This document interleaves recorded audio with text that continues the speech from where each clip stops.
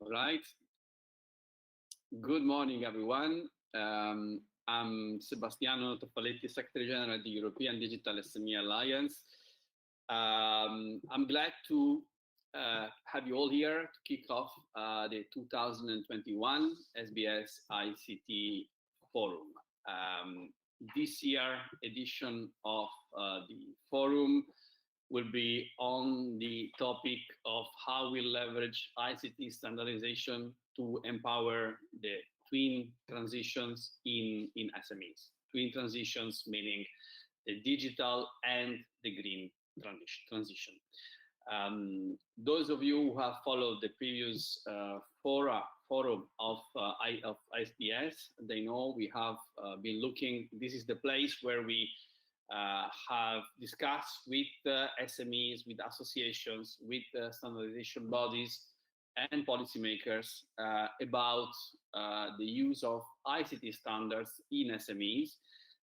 We have been looking in the past into the topic of artificial intelligence in 2020. Before we were talking about cybersecurity, earlier about open standards, and so on. So every year we choose a topic, and this year we decided we will go into the twin transition for SMEs, because we feel that this is really a hot topic at the moment, especially following the agreement by the EU member states earlier this year about the Next Generation EU, so the very known budget of the EU to propel the resilience and recovery, which is quoted to be about a bit more than 800 billion euros. And we all know that there was an agreement among the member states to dedicate at least 37% of these budgets in the national resilience and recovery plans, 37% to the climate goal, to achieve the climate goal, and at least 20% to support the digital transition. So we have learned from the Commission that they propose to put these two transitions together in a word which is twin transition. And obviously, we think that these transitions are very connected. We cannot talk about the green transition disconnected from the digital transition and vice versa. Because ICT technologies, ICT enabling technologies have a lot of opportunities to promote, to propel the transition, the green transition in especially in SMEs, but as well as in other organizations. We learned earlier this year and previously some important initiatives coming especially from the Commission. Let me mention the Circular Economy Action Plan. Let me talk about the industrial strategy, and perhaps more recently about the launch of the European Green and Digital Coalition. All of these initiatives, they have helped us to really put the focus and really understand better the role of ICT enabling technologies such as artificial intelligence, blockchain, the Internet of Things, to help other sectors to predict areas of environmental impact, trace products, raw materials in a transparent and accurate way, to achieve energy savings, to redesign the whole supply chains, and for circular processes and new business models. So we feel really SMEs in different sectors need to build up expertise and capabilities and partnerships to reap the benefits of sustainable digital transformation. In many sectors, SMEs can use enabling technologies to redesign their processes and become greener. For that, Europe needs to build an ecosystems and partnerships to manage the twin transition. Partnerships and exchanges between the digital and traditionally non-digital sectors are crucial to ensure Europe's success and sovereignty for the future. So ICT standards for the support of twin transitions play an important role in building ecosystems and create synergies for collaboration among different sectors and stakeholders to reach sustainability. So this event will concentrate on the ongoing efforts related to standards for the twin transitions and their proximity to SMEs. In other words, what standards are missing and which areas does the EU need to focus to support those transitions. Are the standards identified in the recently published report of the study group on circular economy already available, these standards? Are they enough and ready for deployment? What are the underlying challenges for SMEs to adopt standards? And is there room for SMEs to be more active participating in developing such standards? And how can the EU support all these efforts? So before I introduce the first panel, let me take a few minutes also to present the organizations that are nowadays putting forward this forum.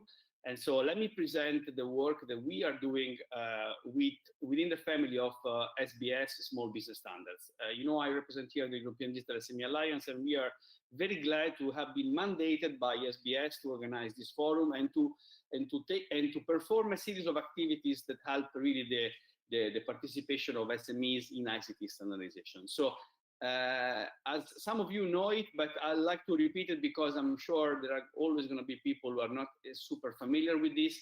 So SBS has been created a few years ago, I believe it was 2013, as the Association of SMEs for Standardization, the European Association of SMEs for Standardization. So the mission of this organization is really to represent SMEs in the standardization bodies such as SENS, CERLEC, ETSI, ISO, IC, to raise awareness among SMEs about standardization, to motivate the SMEs to participate more into standardization. Maybe we go ahead with the slide. And so what does SBS do for all these SMEs? So first of all, SBS is able to represent these SMEs thanks to its 21 and always growing members. So these are national or European sectoral associations of SMEs, such as the European Digital SME Alliance, which represent SMEs in different sectors. So, you know, we are talking about more than 20 million SMEs out there, more than 99% of all businesses out there. And I don't need to mention the number of jobs and the growth that they contribute to, right? So the importance, so it is understood that these are the companies that really are the drivers of Europe, and it is understood that these are the companies that really need to be better represented in standardization. So SBS contributes to that by representing SMEs at international, European, and national level, supporting their participation, supporting the engagement with the different stakeholders.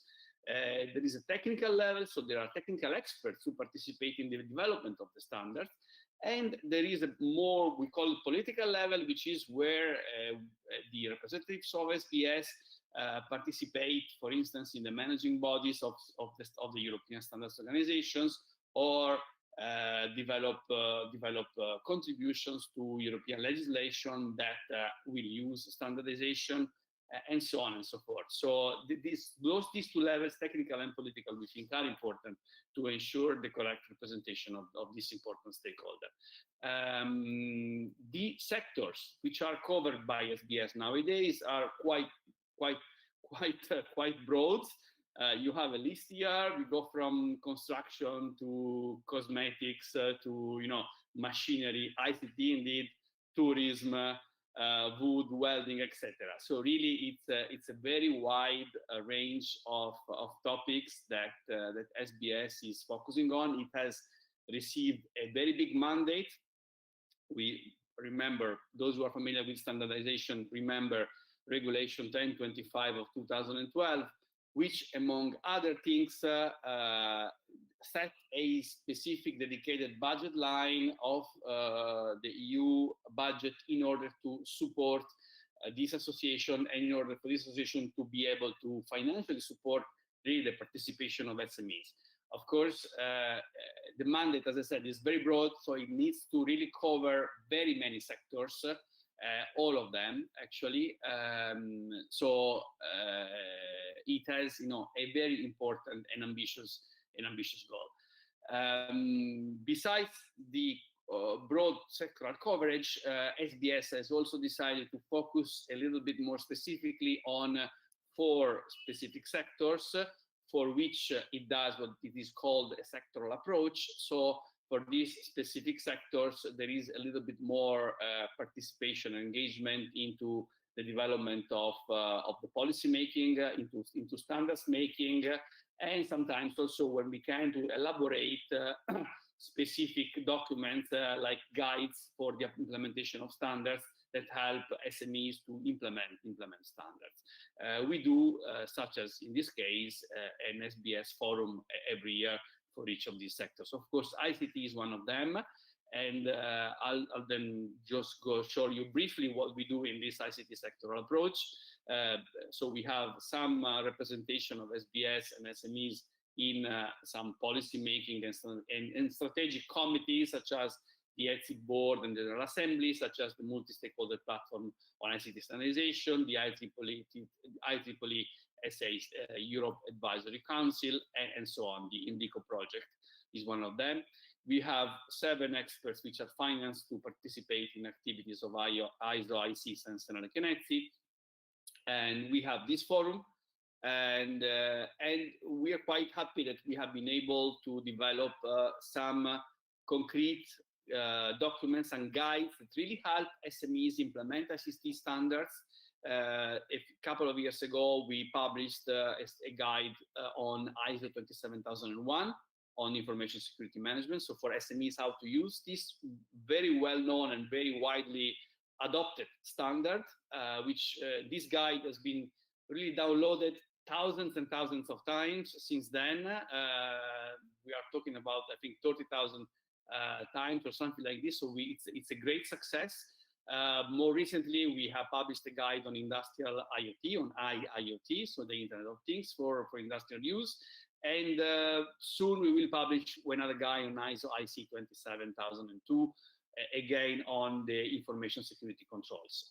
So we are quite happy that we do this thing with our experts, because it is really something that is perceived of value for the SMEs that have to take the standards and implement them. So now I'm very happy to start this forum of 2021 and to go straight into the first of our panels. You have the agenda in front of you. We will start with a first session, which is going to look at how what Europe does in order to support SMEs through these 3 transitions. And then later on, we will go into the second session, which is a little bit more into the effort in the standardization community to support this transition. So for the first panel, let me ask our guests, our panelists, to switch on their camera and mic, so we can see them on the screen. We have tried to select here a good range of people coming from SMEs, coming from standardization community, but also coming from the policymakers, so international organizations like the Commission, to help us have a broad view on what is happening in this important topic nowadays. And I would like to start perhaps with Patrick Lynch. Patrick is an entrepreneur. He is the CEO of a company called BioLedger, and his company has been quite successful, I understand, in really using the power of technology, in this particular case, Patrick, blockchain, in supporting the sustainability in the supply chains. I'm not going to go into more details, because I'm sure, Patrick, you will present it and you will let us understand really how your company is using technologies to support the climate goals in a way. Yeah, thank you, Sebastiano. Good morning, everyone. Nice to meet you all, and thank you for the invitation. I'm very glad that you asked me to speak first, because I think I would be very quickly out of my depth when it comes to ICT standardization. As you introduced, I'm the founder of a company called BioLedger, and BioLedger was set up in 2019 to address a very real problem in, I guess it was in the green economy. So my perspective comes from exactly that. We have I worked in the biofuels industry for almost 15 years, and um, that sector is totally focused on delivering low carbon road transport fuels to reduce climate change emissions of European transport. And that industry is supported very firmly by European and international policy. Um, the reason that I set up BioLedger, and the reason that we're hoping to be more involved in ICT standardization, is because we had basically a systemic failure in the legacy systems that we use to prove sustainability of biofuels and to track consignments as they move through the supply chain.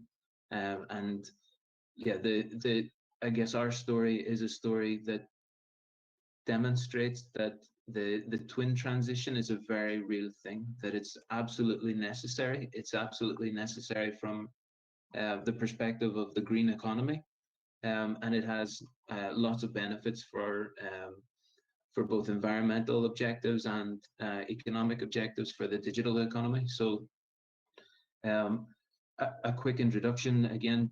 Basically, the biofuel industry is well established in European policy under the Renewable Energy Directive from 2009, and that mandates the blending of sustainable biofuels into all European road fuel up to 14% by 2030, and that started at 0 from 2009. And people are probably familiar with the various sustainability controversies around biofuels. Some are very good for the environment. Lots of the producers that we work with take wastes from, whether it's used cooking oil from restaurants, or animal fat that's not suitable for animal feed or human food, and convert that into a renewable liquid fuel that replaces petrol and diesel in cars and buses and ships and planes. But biofuels can also be produced in a way that's totally unsustainable, and that negates the environmental benefit, and in fact is worse for the environment than their intended benefit. So the European Renewable Energy Directive sets out very clear criteria for entry into the European market for sustainable biofuels, and that, I guess, the story about standardization that we tell is that the standards on sustainability and on the development of the green economy are developing, but in the biofuel sector, they're absolutely very clear. They're written into the Renewable Energy Directive. If you want to sell biofuel into the European market, at every point in the supply chain, you need to have systems in place to be able to track every liter of biofuel back to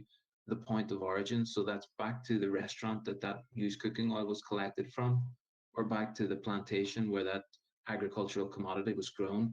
And if it's an agricultural commodity, you need to be able to prove that there was no harm caused. So you need to be able to demonstrate no land use change. You need to show that it didn't have a negative effect on biodiversity in that hectareage on that farm. And there are also social criteria involved. And those standards were enshrined in the policy, which allows access to the European market. But the standards to demonstrate compliance needed to be developed by industry, because the standards had to be commercially viable. They had to be implemented in real life supply chains. People would go to work and need to practice the the demonstration of this compliance. So the rules had to be very clear, and the stakeholder group that eventually developed the environmental sustainability standards for biofuels was hugely diverse. We had representation from regulators, from auditors, from NGOs, whether they were local environmental conservationists or global climate change advocates. They all had an input into those standards, and for the last 10 years, the industry across those diverse supply chains. So basically we have 8,000 companies that now deploy those environmental sustainability standards in practice. They're active in 170 countries. There are probably over 1 million transactions. So someone passes sustainability evidence according to the environmental sustainability standards of the European Renewable Energy Directive along the supply chain from one truck to a tank, from the tank to a ship. And that data needs to be passed through the supply chain. For the last 10 years, the industry has elaborated on those standards, developed them according to the risks, and implemented their own methodologies to demonstrate compliance, whether that's through creating pieces of paper that they pass from their supplier to their customer, audit standards that are dictated by, first of all, the European Commission, then the member state implementing regulations, and then the auditors that actually go to the supply chain and check the evidence. And I guess the reason that we set up BioLedger is because after 10 years of operating, we had a systemic failure. So April 2019, a serious fraud office investigation was launched. Offices and homes of colleagues of mine were raided by police and serious fraud investigators. And across Europe, this investigation is still ongoing, actually. But in the Netherlands, there was a report to Parliament that published that the center of the fraud was based around one company that created fake or counterfeit sustainability evidence, so pieces of paper that demonstrated sustainability, which were totally fraudulent, and they passed those into the market, and the value of those sustainability compliance paperwork was over 300 million euros, and that 300 million euros would have been the incentives that were intended for real life, bona fide, credible, sustainable waste-based biofuels. But due to the counterfeit of that paper evidence, this producer probably sourced the cheapest physically homogeneous product and counterfeited the pieces of paper, sold them into the market, and diverted those environmental subsidies to what was probably a very unsustainable agricultural supply chain. They're now in jail, but it showed that the legacy systems were not up to speed with the risks in the supply chain. When you have a piece of paper that's worth over 70% of the value of the commodity, there is too much risk of fraud. And so we worked with that same stakeholder group. I suggested that the industry set up a database to replace all of the paper-based transaction evidence. And we had some funding from the Swiss government and an NGO organization called the ICT Alliance. And with that grant funding, we developed a blockchain prototype to be able to embed extra digital evidence of sustainability at the point of origin and to pass those transactions through the supply chain through a permissioned blockchain ledger that would create new transparency for auditors and new transparency for regulators to be able to mitigate this fraud and generally improve the quality of evidence that was transferred through the supply chain. I guess we had a lot of support from the industry, primarily because they needed to address this risk. They couldn't operate in a system where the pieces of paper that they were paying 1,000 euros per ton for could potentially be counterfeit later in the year. So they all appreciated the initiative. We were given moral support from lots of the member state regulators and the European Commission. Everyone was involved in the design of the interfaces. We were able to, across a stakeholder group of over 200 stakeholders that included the oil majors, the major agricultural groups, smallholders, waste collectors, NGOs, auditors. Everyone was able to agree that due to the standardized nature of the sustainability regulations for biofuels, we could very easily agree a standard data set that needed to be transferred through the chain of custody. And with that standardized data set, we could build an interface and a database and grant permission and protect confidential data to people who needed to see it. And that's what we did last year. We built that blockchain database. We showed it to the Commission and member state regulators. In the end, I think that the complexity of the blockchain technology maybe confused people and put them off our solution, because I think the governance of a blockchain database is a bit more complex than people were ready to adopt, and so we've scaled back on the governance of the database, but now we've taken the best practice of lots of people in the industry. So digitization is not something new to these companies. They see the value of digitization, whether they're replacing pieces of paper that the truck drivers use to record a collection from point A to point B, whether they're digitizing to replace an administrative step and reduce human error, or they're using IoT devices in their trucks to capture better sustainability evidence, and also at the same time for free, also capture lots of business intelligence information. So they individually, they all see the value of digitization, but purely from internal purposes. What we did with BioLedger is take the best practices and implement them across a market-wide database and mobile app to capture evidence. But to achieve, yeah. Sorry, I'll just finish. I know you want to push me for time. Just try to wrap up, and then we continue with the discussion now on your company as well. But try to. Yeah. So I guess the basis of allowing us to bring a standardized data reporting template to the market is because the standards on data are enshrined in the Renewable Energy Directive. So that gives us a very stable foundation to build a digital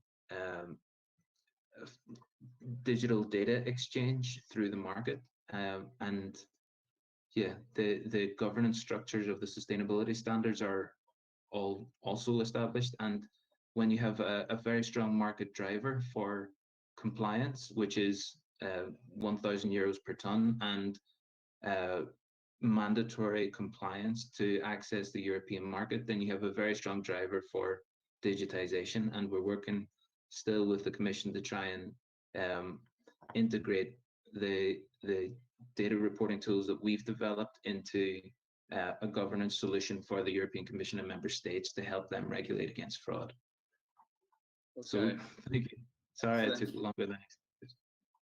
It's okay. I think it was very interesting because it illustrates that not only technology can be successfully used to track a supply chain and solve the sustainability issues, but it also illustrates that it's very often the real innovation comes from those actors like your company, which are SMEs that are knowledgeable and ready to come up with the right solution at the right point in time and solve even a complex regulatory problem that you have in the sector. So it's really nice to see how an SME can be, even if it is small, even if sometimes our governments, regulators think they have to rely on the big technology companies to solve big problems. But in this case, it shows that even a small company can be faster and more innovative and more effective in solving a complex problem than the largest of the multinationals in the world. So thank you very much, Patrick, for this impulse statement, I will call it. Let me continue and move a little bit target. Let me go to the next speaker, Maria Rosaria Ceccarelli from UNICE, the United Nations Economic Commission for Europe. Because Maria Rosaria is herself Director for Economic Cooperation and Trade, and she has experience in seeing how her organization has been supporting SMEs in the digital and green transition. Let me also remind everyone that there are important standards which have been developed under the UN umbrella, like the UN CEFACT, on e-business and on exactly the issue of how we track transactions. So Maria Rosa, the floor is yours. You can explain us your experience in this field. Thank you very much, Stefano. I hope you can hear me. I guess so. Yes. So thank Sebastiano, for the record, Maria Rosa. Sorry. The way that you call me Maria Rosa, it kind of turned also your name, so I apologize. A little revenge. Yes. So, well, good morning, everybody. It's a pleasure for me to be here. I'm here representing the United Nations Economic Commission and the body that I manage, that is UNCFAC, the Center for Trade, Facilitation and Electronic Business. As a UN organization, of course, our aim above all is to support the 2030 Agenda for Sustainable Development and its 17 goals. And after a period of supporting the development, the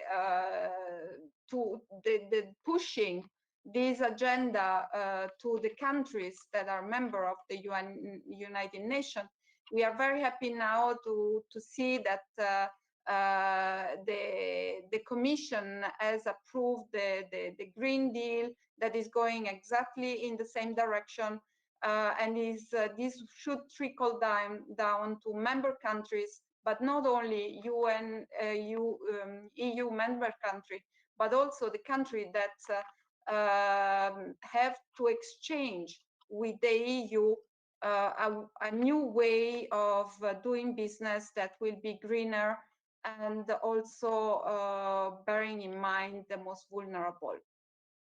And in this, UNCFAC has a freely available set of ICT standards that are aimed also to support, in addition to SMEs, micro enterprises that, for example, in a lot of countries are managed by women, and SDG 5 is exactly in support of women. So we go back to our sustainable development goals, but also empowerment of economic inclusion for everybody, and encourage integration of developing countries in the decision-making of global institutions.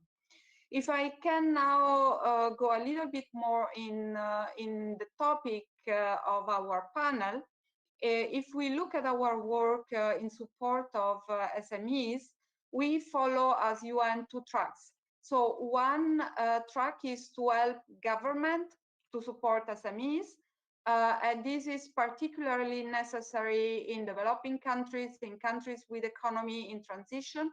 And then the other track is supporting SMEs directly to work towards sustainability and, of course, digitalization, considering that UNCFAC has been working since 50 years on electronic exchange of information and on digitalization. So this is really our main topic. So UNCFAC, and then in the UN environment, is the focal point to develop recommendation and standard to facilitate e-business and trade. And even though our recommendations and standards are not compulsory when they are produced, they can become, so if they are included in conventions and country piece of legislation. This is the case of many of our standards and recommendations in several fields, from agriculture to transport and logistics, and we use a series of new technologies like blockchain, artificial intelligence, Internet of Things. I'm not going in detail of that, but for example, some of our standards are compulsory also in the EU. Just to remind few, for example, very important for sustainability and the traceability of the agri-food sector, for example, ICT, flax, so to trace agri-food processed or even live animals or even flaxes for fisheries. And we are now developing new standards to support the textile sector and to trace the products from the producer to the final consumer. And doing this, we also support SMEs. I was watching yesterday evening on the Swiss TV a program on cotton, and how can we know if this cotton is produced in Uzbekistan, in Egypt, in a sustainable way, or it is produced in China by some exploited population, or and our standards are exactly targeting a way to trace this textile products. So we are starting with cotton, we will move then to leather and to other products. And the idea is to have a better final informed consumer, and at the same time protect the small and medium enterprises that are producing at the beginning of the chain the raw material, and at the end of the chain in our developed countries also the final product. And a lot of time they are attacked by NGO because they cannot say where the raw product are coming from. In addition to the development of the recommendation and standard, we also do a work of sensibilization, development of capability through our program of capacity building and technical cooperation. And as countries, our main target, as I said, are developing countries and countries in transition. For example, in our geographical zone, we have Central Asia and Eastern Europe countries, and of course, MSMEs. MSMEs have suffered a lot during the last 2 years, during all the COVID period. And this is why we are trying now to double our efforts to support them and to turn them towards a digital and sustainable transition. With COVID-19, even the micro enterprises had to move towards digital solution in order to survive. And these are being dictated by governments and larger commercial actors. This does help to reduce human contact and support a greener transition, but of course, it's end up also on cost and burdens on these companies. Moving towards electronic standards also pushes operators that can be public or private to rethink their processes.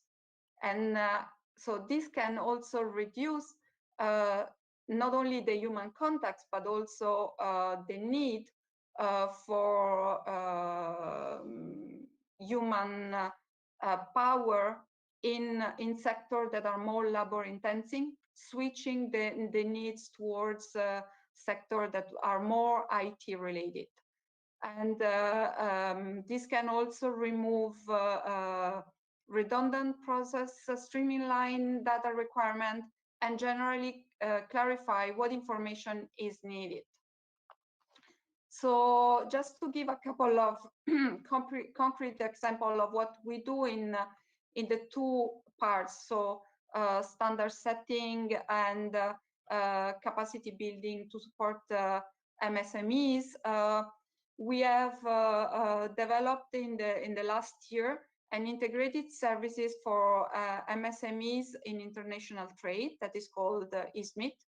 And this is a platform to help MSMEs find the services that they need to approach international markets, including service providers such as customs, brokers, logistics providers, and insurance, and etc. This can make SMEs' life easier.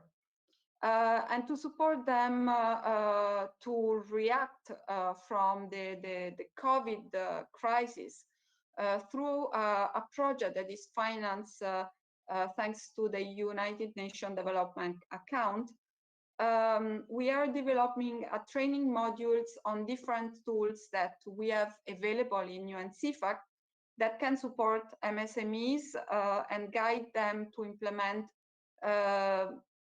these tools that will lead them towards sustainability and digitalization. We also, you might know that UNCFAC cross-invoice, industry invoice is one of the obligatory standards in the EU and is also compulsory for all the country that wants to have exchange with the EU. So we are developing a guide that will help MSMEs implement these standards. And finally, we will also develop a light version of some of our commercial standards, like invoice, order, remittance, advice, delivery, and etc. So I hope that with this, I just gave an initial overview of what we do and how we can support MSMEs and other businesses. Thank you very much, Maria Rosaria, and sorry again for mispronouncing your name.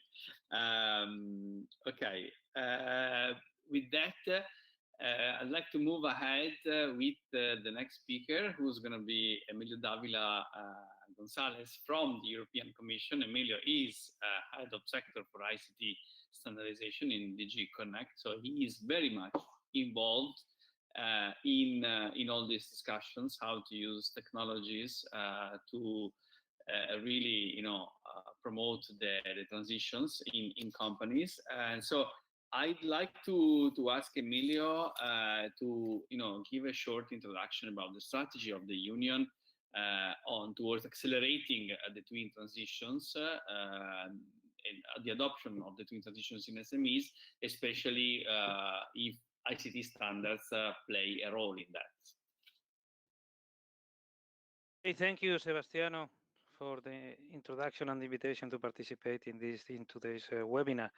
It's clear that the twin transition between the digital strategy and the Green Deal is one of the more important key strategic actions of this Commission that we have in place now. You can see that in several initiatives like the Shaping Europe's Digital Future Communication, or in the new industrial strategy, or even recently, if you listen to the speech of our President von der Leyen in the EU State of the Union that took place on 15th of September, this reinforces the message of the importance of both the initiatives of the European Green Deal and having a Europe fit for the digital age. So, and these are actions in which we support, as Maria Rosaria Ceccarelli has explained, the sustainability and development goals of the United Nations. So, EU Green Deal and digital transformation are key strategic initiatives of the European Commission, also taking into account the need of the recovery in these times of pandemic, and we are trying to accelerate this twin transition with different tools. And you have many different tools there. For instance, the Circular Economy Action Plan that has been mentioned. And regarding the interaction with standardizations, for instance, this is a crucial issue. I will not enter into the discussion of for instance, the new chapter that we have introduced in the rolling plan for ICT standardization on the circular economy. I guess Andrea will do it later, but this shows that we allocate a lot of importance to the twin transition, to the Green Deal and the digital strategy. And the SMEs are key players in all these activities. Why? Because they bring the innovation.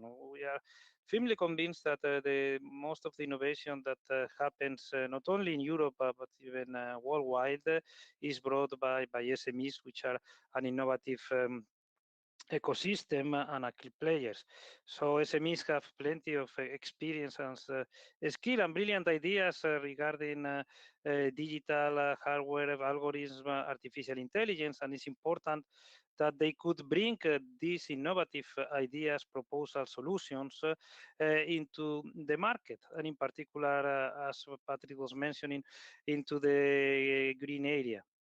One sector that brings to my mind, for instance, could be the field of smart cities, where you have the overall ecosystem and where SMEs, being local, could provide a lot of innovations to this.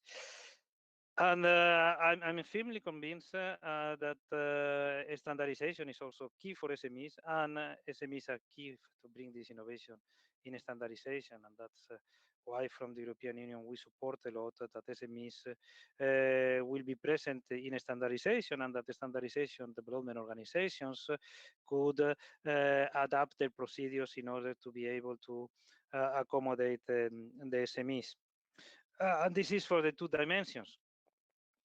Having standards that could provide a level playing field for SMEs where they can build on additional innovations. So it's clear that you need to invest a lot on research and innovation, research capabilities to bring new innovation into the market, but SMEs should not reinvent the wheel.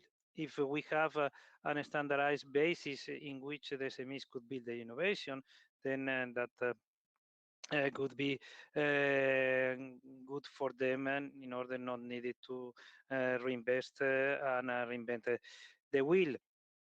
But also standards can provide opening to the markets to the SMEs. For instance, if public procurers use standards, reference standards, then SMEs could possibly have more possibilities to participate and provide their solutions in the public area. You are mentioning how the European Union supports SMEs. You know, SMEs is one of our major target groups to support, and we support SMEs in all the different programs throughout the Union. We have programs specifically directed to SMEs. For instance, in the Research and Innovation Framework Program, there are strands directly to the SMEs. In the industrial packages, there are many measures that are aiming and SMEs. The participation of SMEs is an evaluation criteria to be successfully selected in our competitive calls for the Research and Framework Program, to cite new ones. And even within these projects, I was looking, for instance, and I found a project like Change to Twin, which have specific calls for SMEs in order to support manufacturing SMEs in their digitalization processes. And of course, we support the participation of SMEs and standards. We have clearly supporting the SMEs by, for instance, SBS.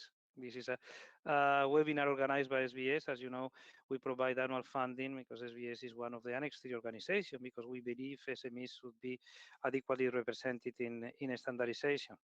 And standardization means you have to invest resources. So that's why we try to also use our influence with a standard development organization to ease the life to SMEs, reducing their barrier so that SMEs could participate in the different standardization organizations. We do it a lot with our European Standardization Organization, you know that well, Sebastiano, but we try also to discuss with international standardization organization in order to facilitate the life of SMEs to be aware of what's going on in standardization and be able to contribute in an easy way.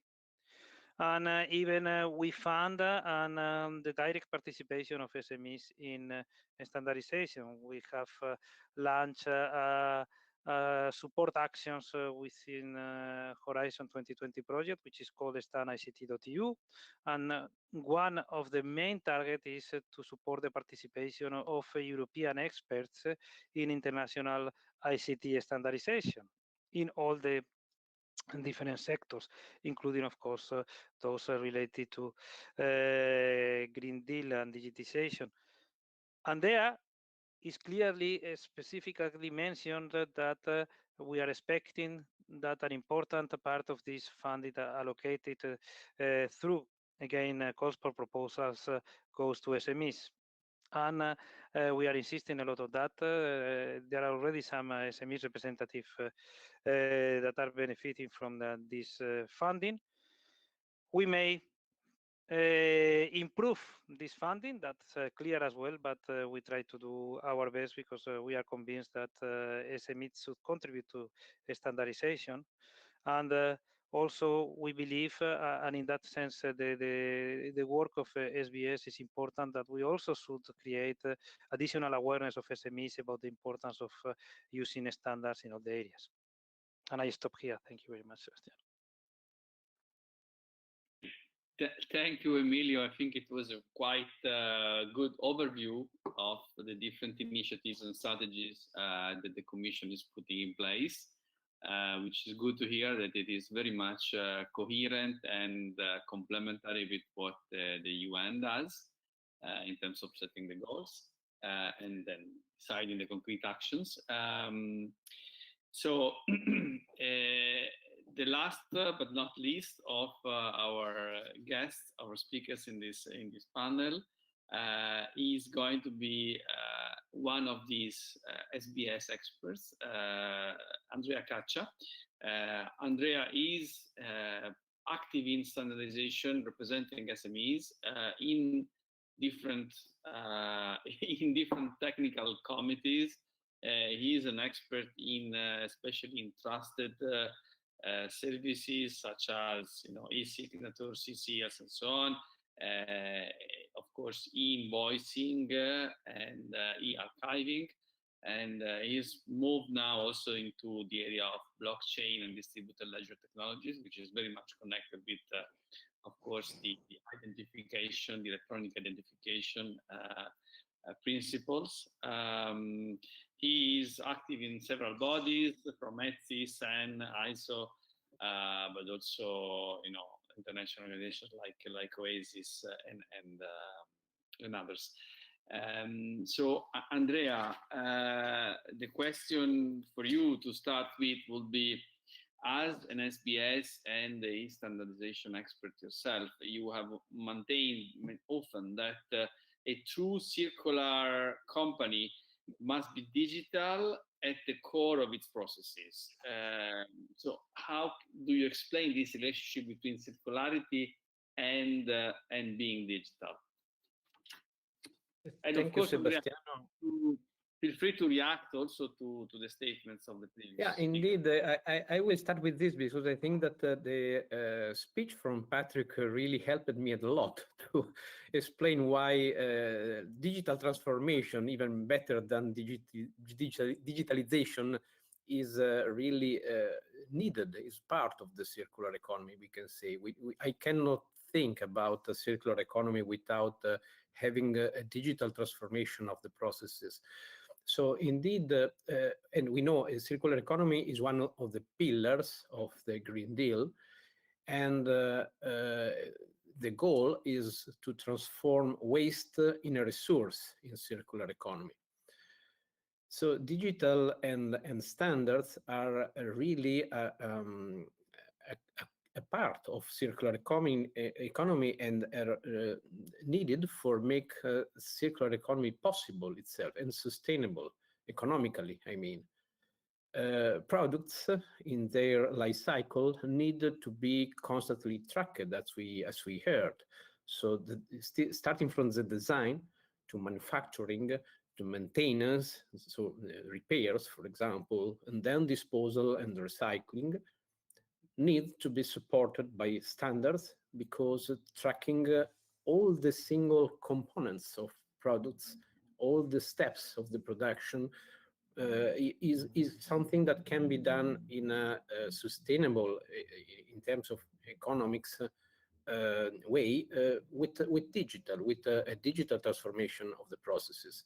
So, for example, the concept of product passport that should support should be standard, should enable collaboration between different companies, should support, on one hand, of course, the information, to contain the information that is needed in the different steps of the supply chain, but also protect the information, because as we saw, it's very important that the information is provided only to the real stakeholders.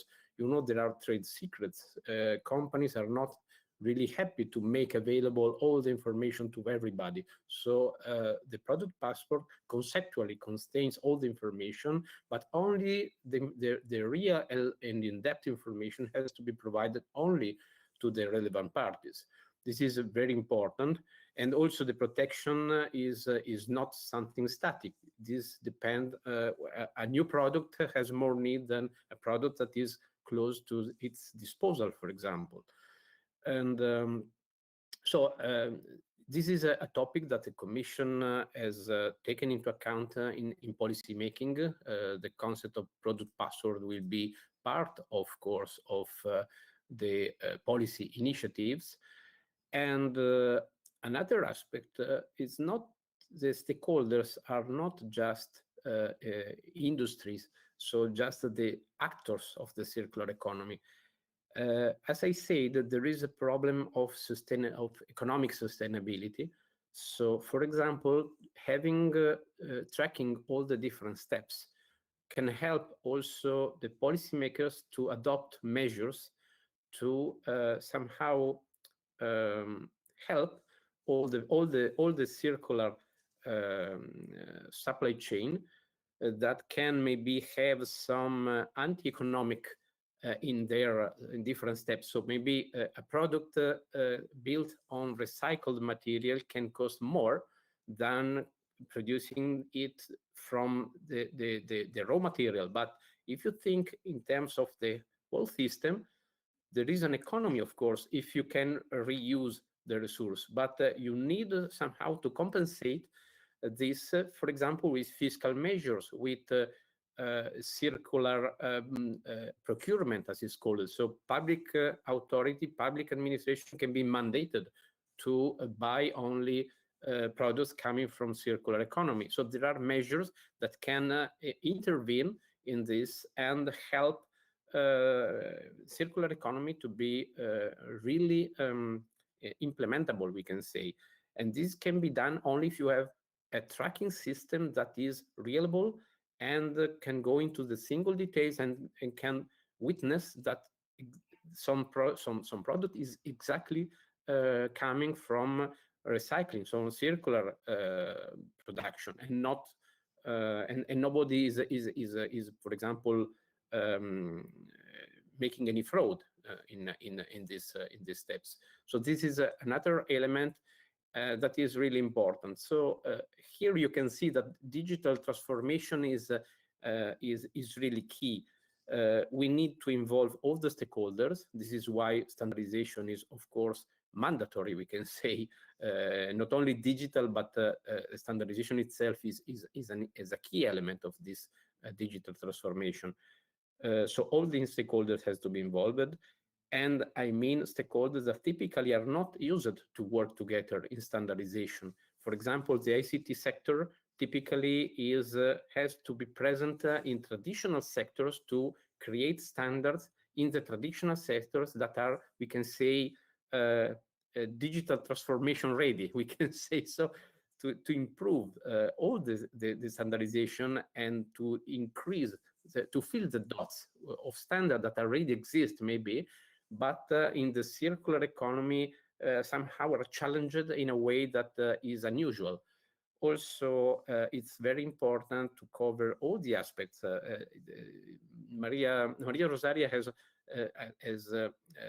clearly stated that there are a number of different standards that are needed to think, for example, to digital documents. So from electronic invoice to all the procurement. Now procurement is seen more as something related to public procurement, but companies also have to procure, and not only big companies. There is a need to enable a close collaboration between all the companies, and standard can help also networking between SMEs. So make SMEs as a network that can be even more resilient than big companies. So yeah, this is, I think I tried to give this kind of picture, trying to cover more or less all many elements that has been already illustrated in the previous intervention. And I think that really circular economy is a big challenge, but also a big opportunity, and is where we have to go if we, in the end, want to protect the environment, but also be more competitive. Yes, I think it's difficult to disagree with you, Andrea, on this point. Thank you very much. Okay, I'd like to move then to perhaps the second part of this discussion, which will ideally involve also the participation of people in the audience. Let me remind everyone that it is possible to request the floor here using the question function or even the chat function. And let me also say that the webinar is streamed on different social media channels, YouTube, Facebook, and Twitter. So those who are following it through the social media, they can also intervene with questions using the comment function, essentially.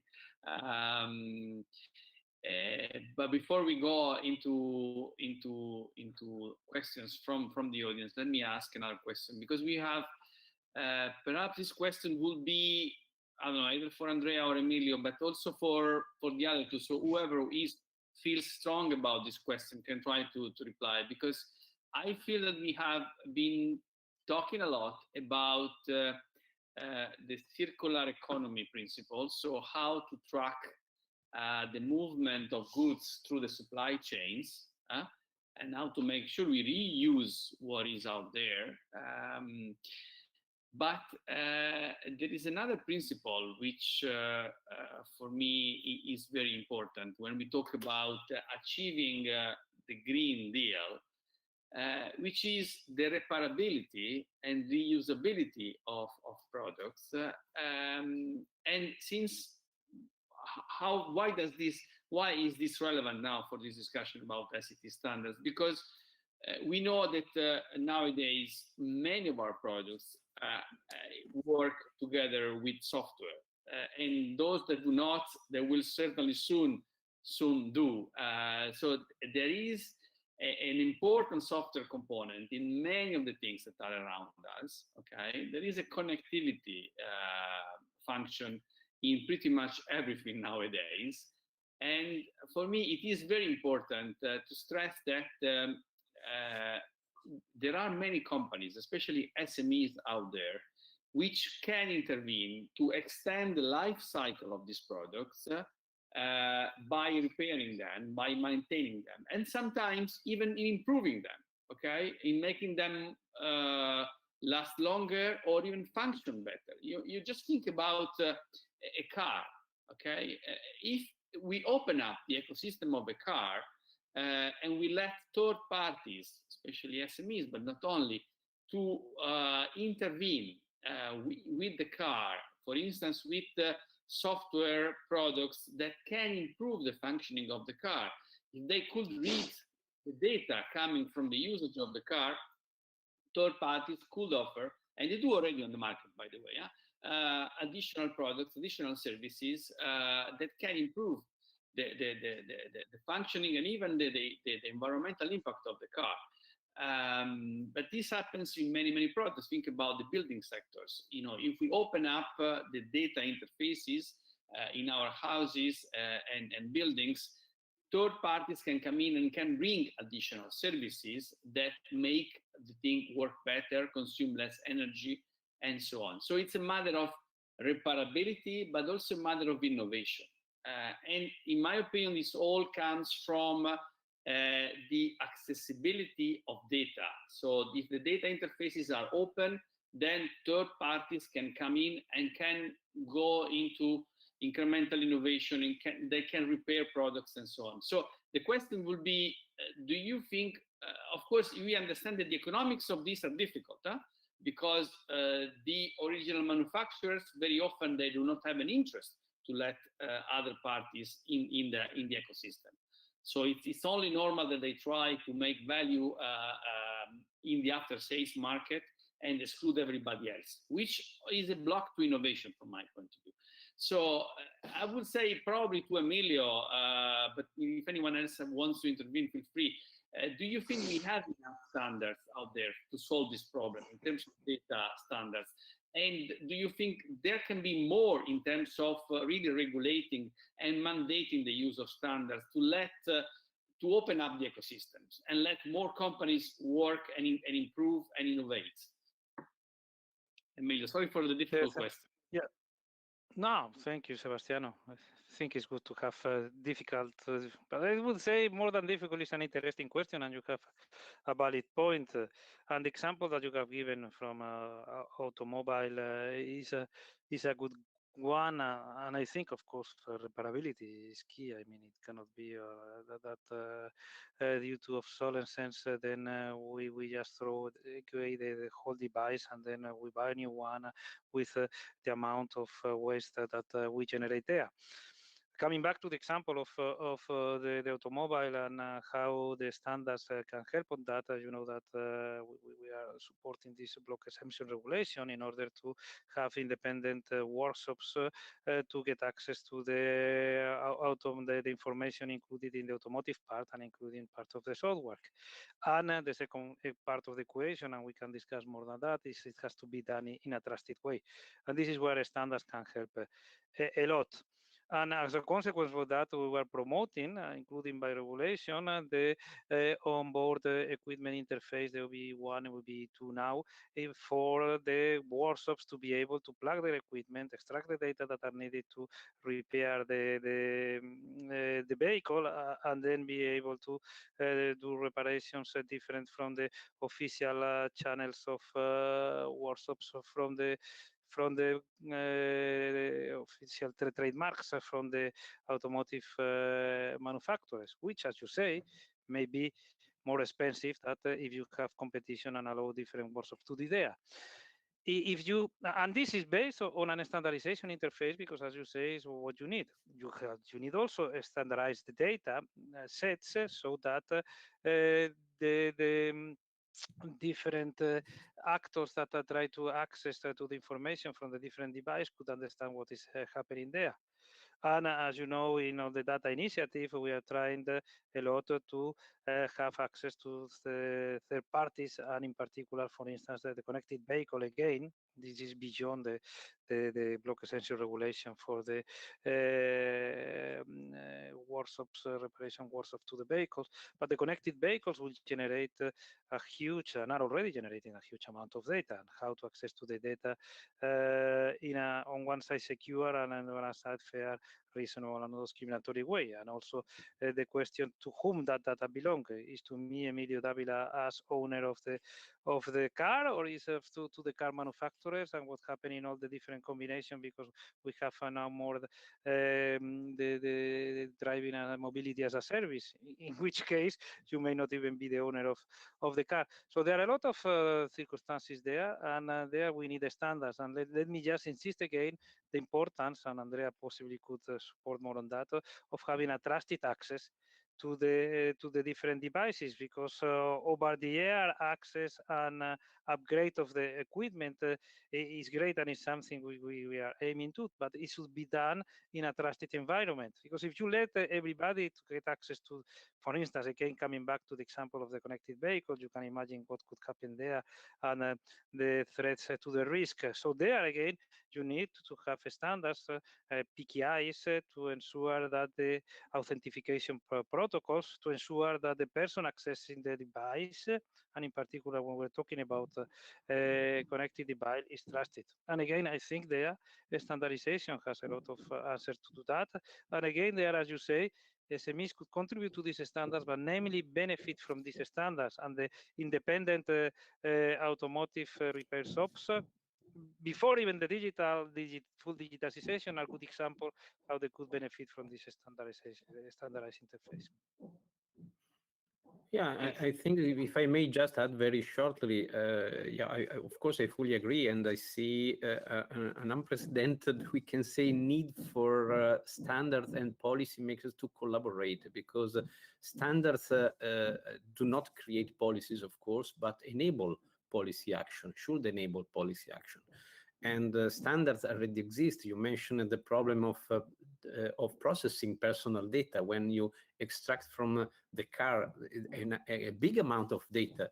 So we have standards for privacy. We have standards for expressing data in a standard way, or if we miss, we can create standard. But in the end, is how to combine everything, how to ensure that everything is working together. To enable policymakers to even to know what they can do, the possibilities, tracking, and the problem of the trust of the sources, the problem of tracking all the elements. If you think in terms of buildings, that was another example. It's very interesting because a building lasts for hundreds of years, maybe even. So it's a completely different challenge from a car or from a product that maybe just has 1 or 2 years life cycle. So and for buildings, there is the building information model that indeed is the product passport of a building. So the concept of digital twin is very helpful, because can create and can we can say support these concepts. And again, we need to combine, first of all, what we already have in terms of standards, and then try to standardize where we really miss something and help standards are really developed to work together. If I may add just a couple of things. So UNEC has been working since long time on this. And of course, now everybody talks about circularity, but we were already on the sustainability side. For example, we have standards on e-waste, and I'm sure this is something that should be, looked more in depth and developed further.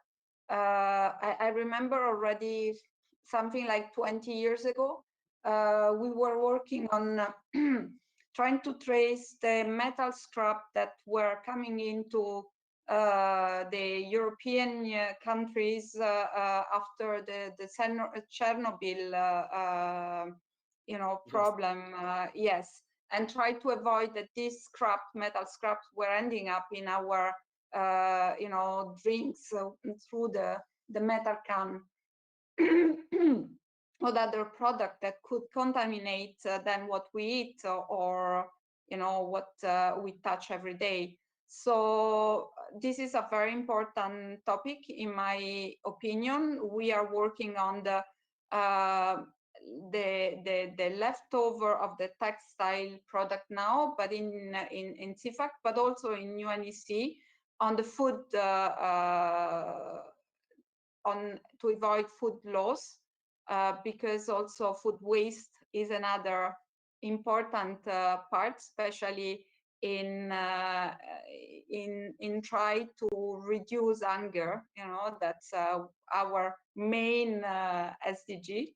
So yeah, I think we have to work more on these topics and strengthen our collaboration among stakeholders.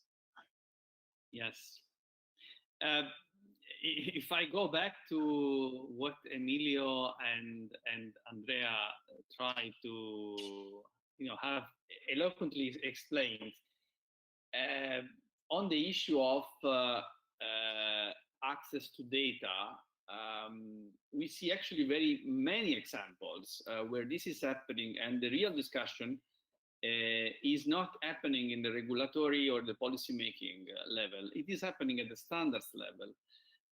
Let me give you, because we mentioned automotive and the building sector, let me give you a third example, which is the elevators, the lift sector, where I am aware, because through SBS, through all the experts that we have, we know they have a discussion right now, which is about how do we ensure that third parties have access to the data of an elevator in order to perform a maintenance or reparation. As you said, Emilio, the data belongs to the owner of the product, okay, unless it is servitized. But in this case, it is not. It is still a product which is owned by essentially the building owners. However, because of security reasons, the original manufacturers will not want to give access to third parties, okay, unless these third parties are trusted. And this is certainly a legitimate concern, right?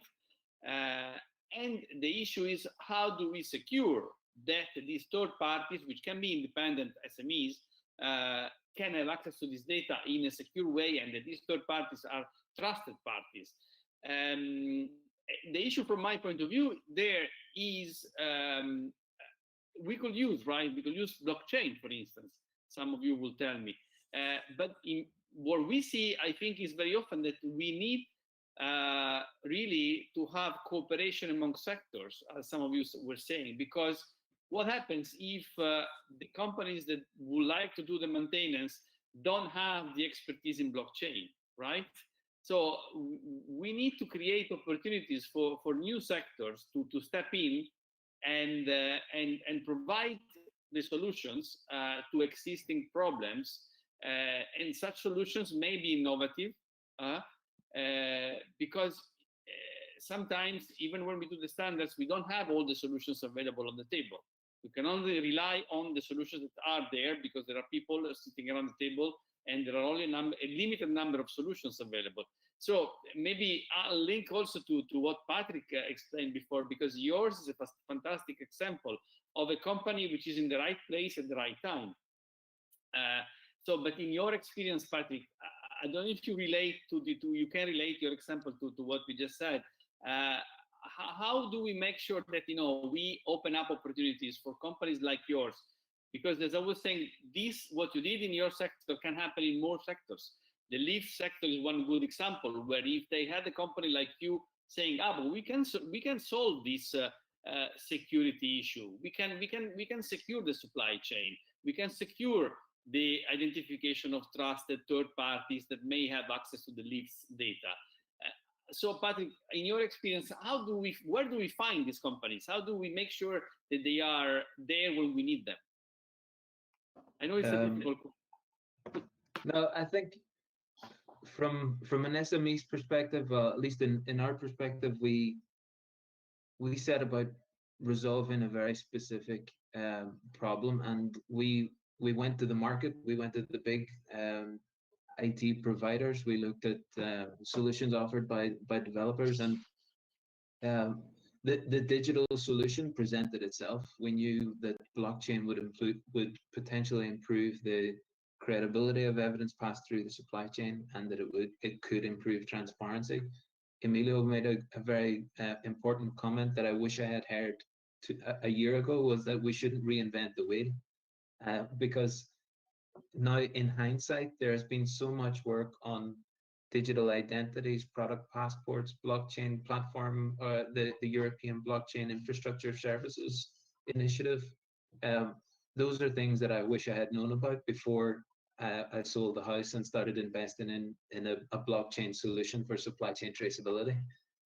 So I guess there's the stakeholder work is absolutely critical to be able to share and disseminate all of this work so that we don't start reinventing the wheel before we've half reinvented it.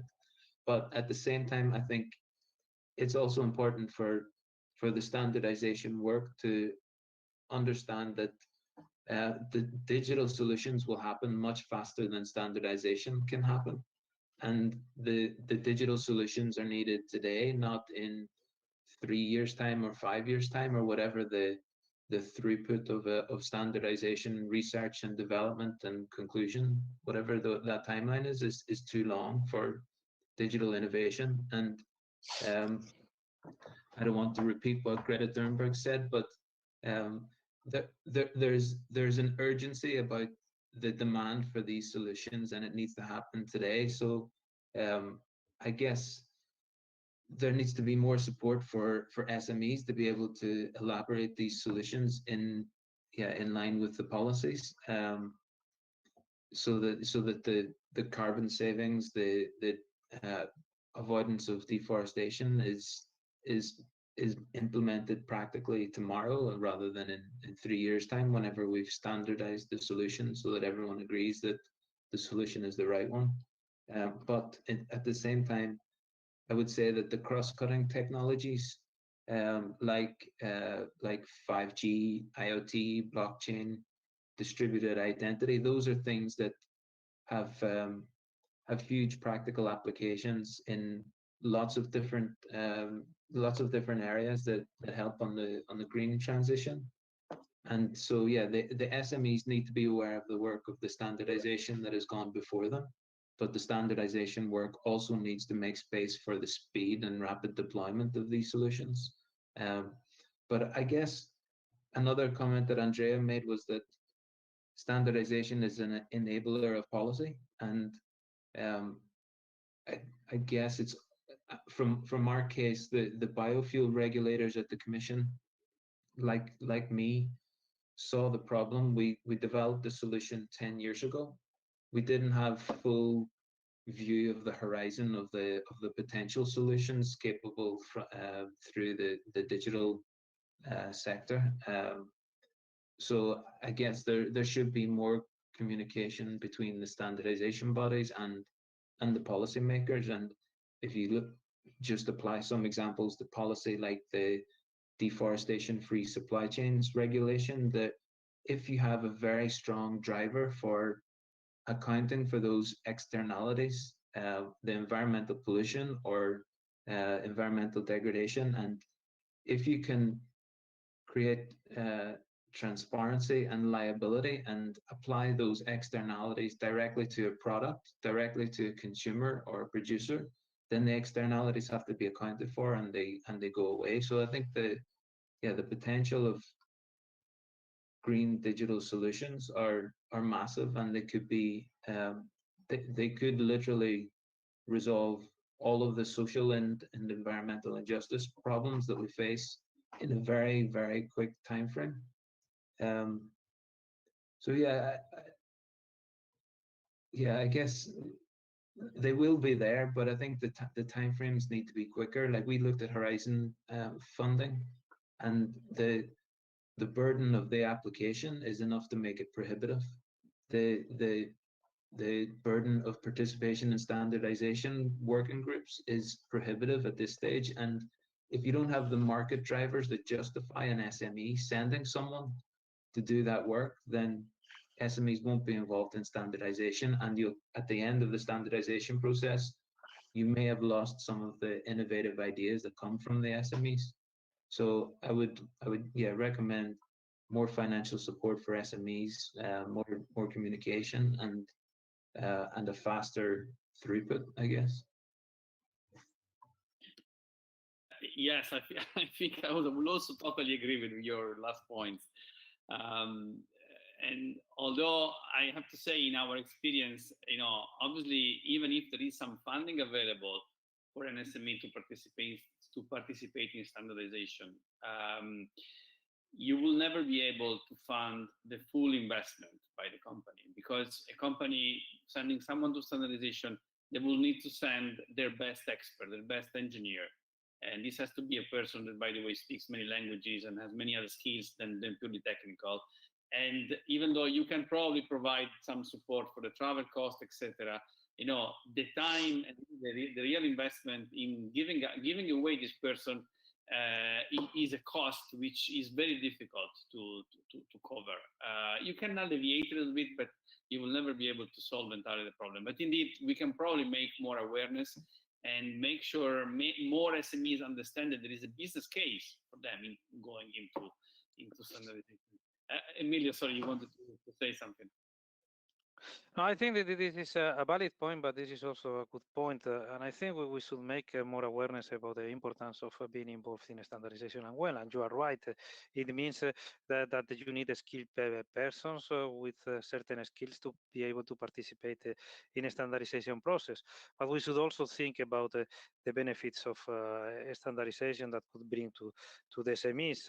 And it's not only not reinventing the wheel. And I'm sorry to hear that you were aware of this initiative a little bit late, Patrick. I hope you will join the community of INADBAN, the EBSI, the European Blockchain Service Infrastructure, and that could be helpful for you now. But it's not reinventing the wheel, but it's also, as Andrea have said, the network of contacts that SME can achieve when participating in standardization. So with companies and experts that are there and are knowledgeable of the state of the art. And we have found cases in which SMEs make a breakthrough in their business plans because of this network of contacts that have been created, and because showing that they can master the standards and the product are compliant with these standards. Because let's not forget that if you are involved in the development of a successful standards that reach the market, then you have a lot of business opportunities of being there. But this needs, and I fully agree with that, awareness, and also, and this is something we have in mind also with the forthcoming strategy on standardization for Europe, more standardization and skills. We need also to create more people trained to be able to participate in standardization, that they can join SMEs, for instance, and then be the link and bridge with the standardization organization. And in that sense, I think organizations like yours, Sebastiano, have a lot, because unfortunately, we as public administration, we cannot reach of the SMEs, and we need to rely on intermediate association as well, and you have an important role to play there. Yes, indeed, we know that we try to do our job. But let me elaborate also on this point that has been repeated several times. Don't reinvent the wheel.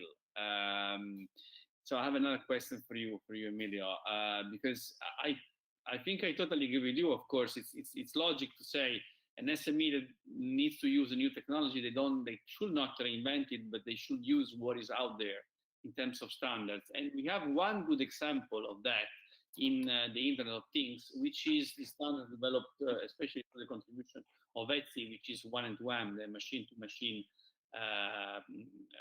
machine-to-machine collaboration, which is successful also because it's been used, adopted in many countries around the world. And what we learned from our experts was that this is an excellent standard. They are trying to use it in different sectors, including the lifts one. But what we heard many times is that there are only a few commercial applications on the market. If you want to, really use the standard, use the technology, the standardized technology, there are only a few commercial applications available nowadays. And these commercial applications are geared for the moment only to very large users, to very large companies. So there is no commercial application really looking for SMEs, because there is not enough business case for the moment for those who provide the implementation solution. So many people have suggested that if there was an open source solution, then many SMEs could just plug and play this based on 1M2M, and then therefore implement IoT solutions in their companies. So this is again a difficult question.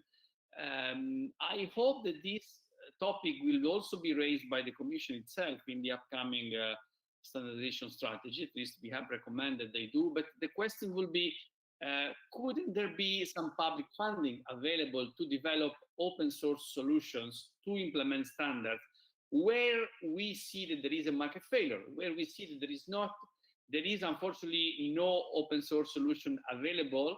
So couldn't it be just a good justification for an intervention by the Commission, by government, to say, okay, we can provide some funds to develop an open source implementation, if this then is going to help the industry in general to adopt the technology? Here you are raising another very interesting point, which is the interaction between open source and standardization. This is something that not only is interesting, but whether we are not only asking should we take any action. We have been taking actions from a while now in the Commission.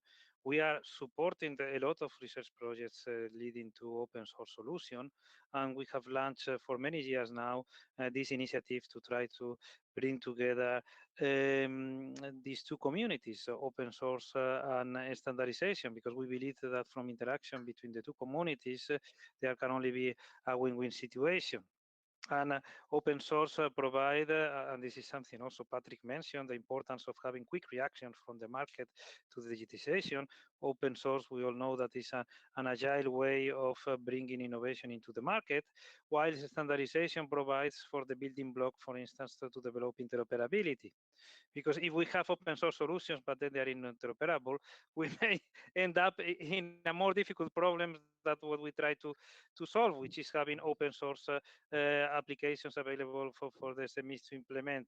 So the interaction between the two worlds are really important. And the example you mentioned is also interesting, because we are insisting on the 1M2M standards to develop, and ETSI is working on that, interfaces, standardized interfaces that would allow the implementation of open source solutions within the 1M2M platform, so allowing a quick development of more applications that are based on the open source platform. And we know that, for instance, Fireware is working now with ETSI in order to see how they can close the loop and try to build and standardize solutions to be able to have and develop open source implementations with the base of standardized applications into the 1M2M platform. And we are, of course, supporting that kind of actions. Yeah. Well, if I may add on this, I've been involved in an open source initiative in CEN, and maybe I can also ask some questions in the second panel on this, but I would like to say that it's not necessarily a consequence of a market failure. Think to, for example, to electronic invoicing, we developed validation artifacts. So this is something that is useful for every player in the field. They have to be open source because the communities that can work on that can help to improve and can help to fix issues.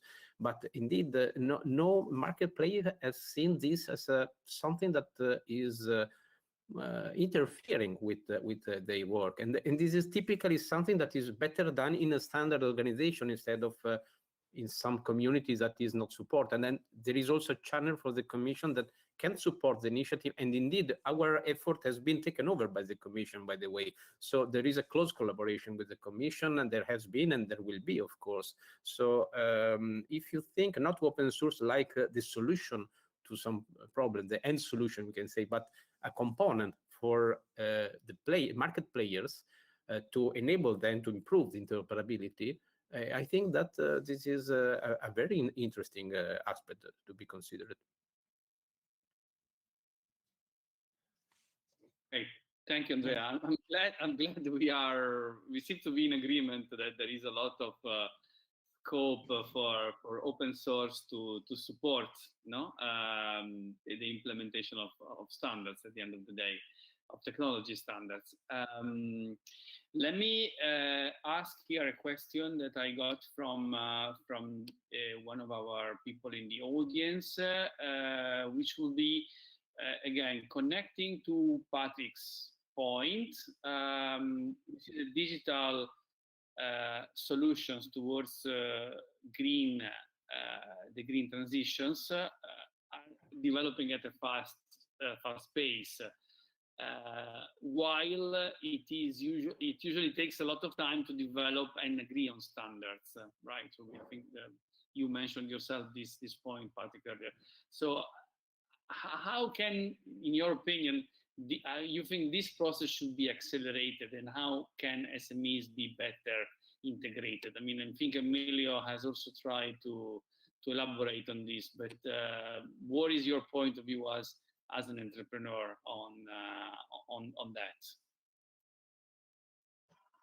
Yeah, I think it was covered a bit in the previous answers, but I think we need to be more active in our participation in the standardization process, clearly, because we haven't been.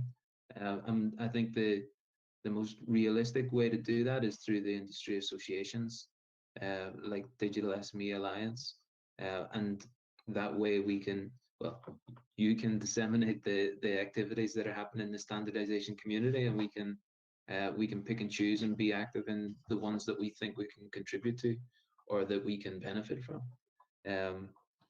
But in terms of the pace, honestly I don't know. I don't know. Patrick, what about the awareness? Because I mean, you are someone who is absolutely, on top of the technological developments and also understand the regulatory environment very well, right?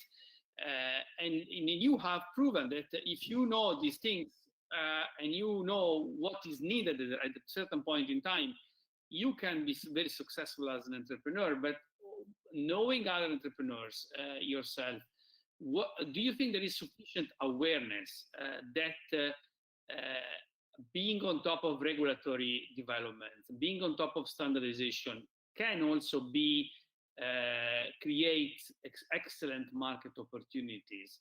Or do you think there is a need to talk more about these topics, to raise awareness among the entrepreneurs?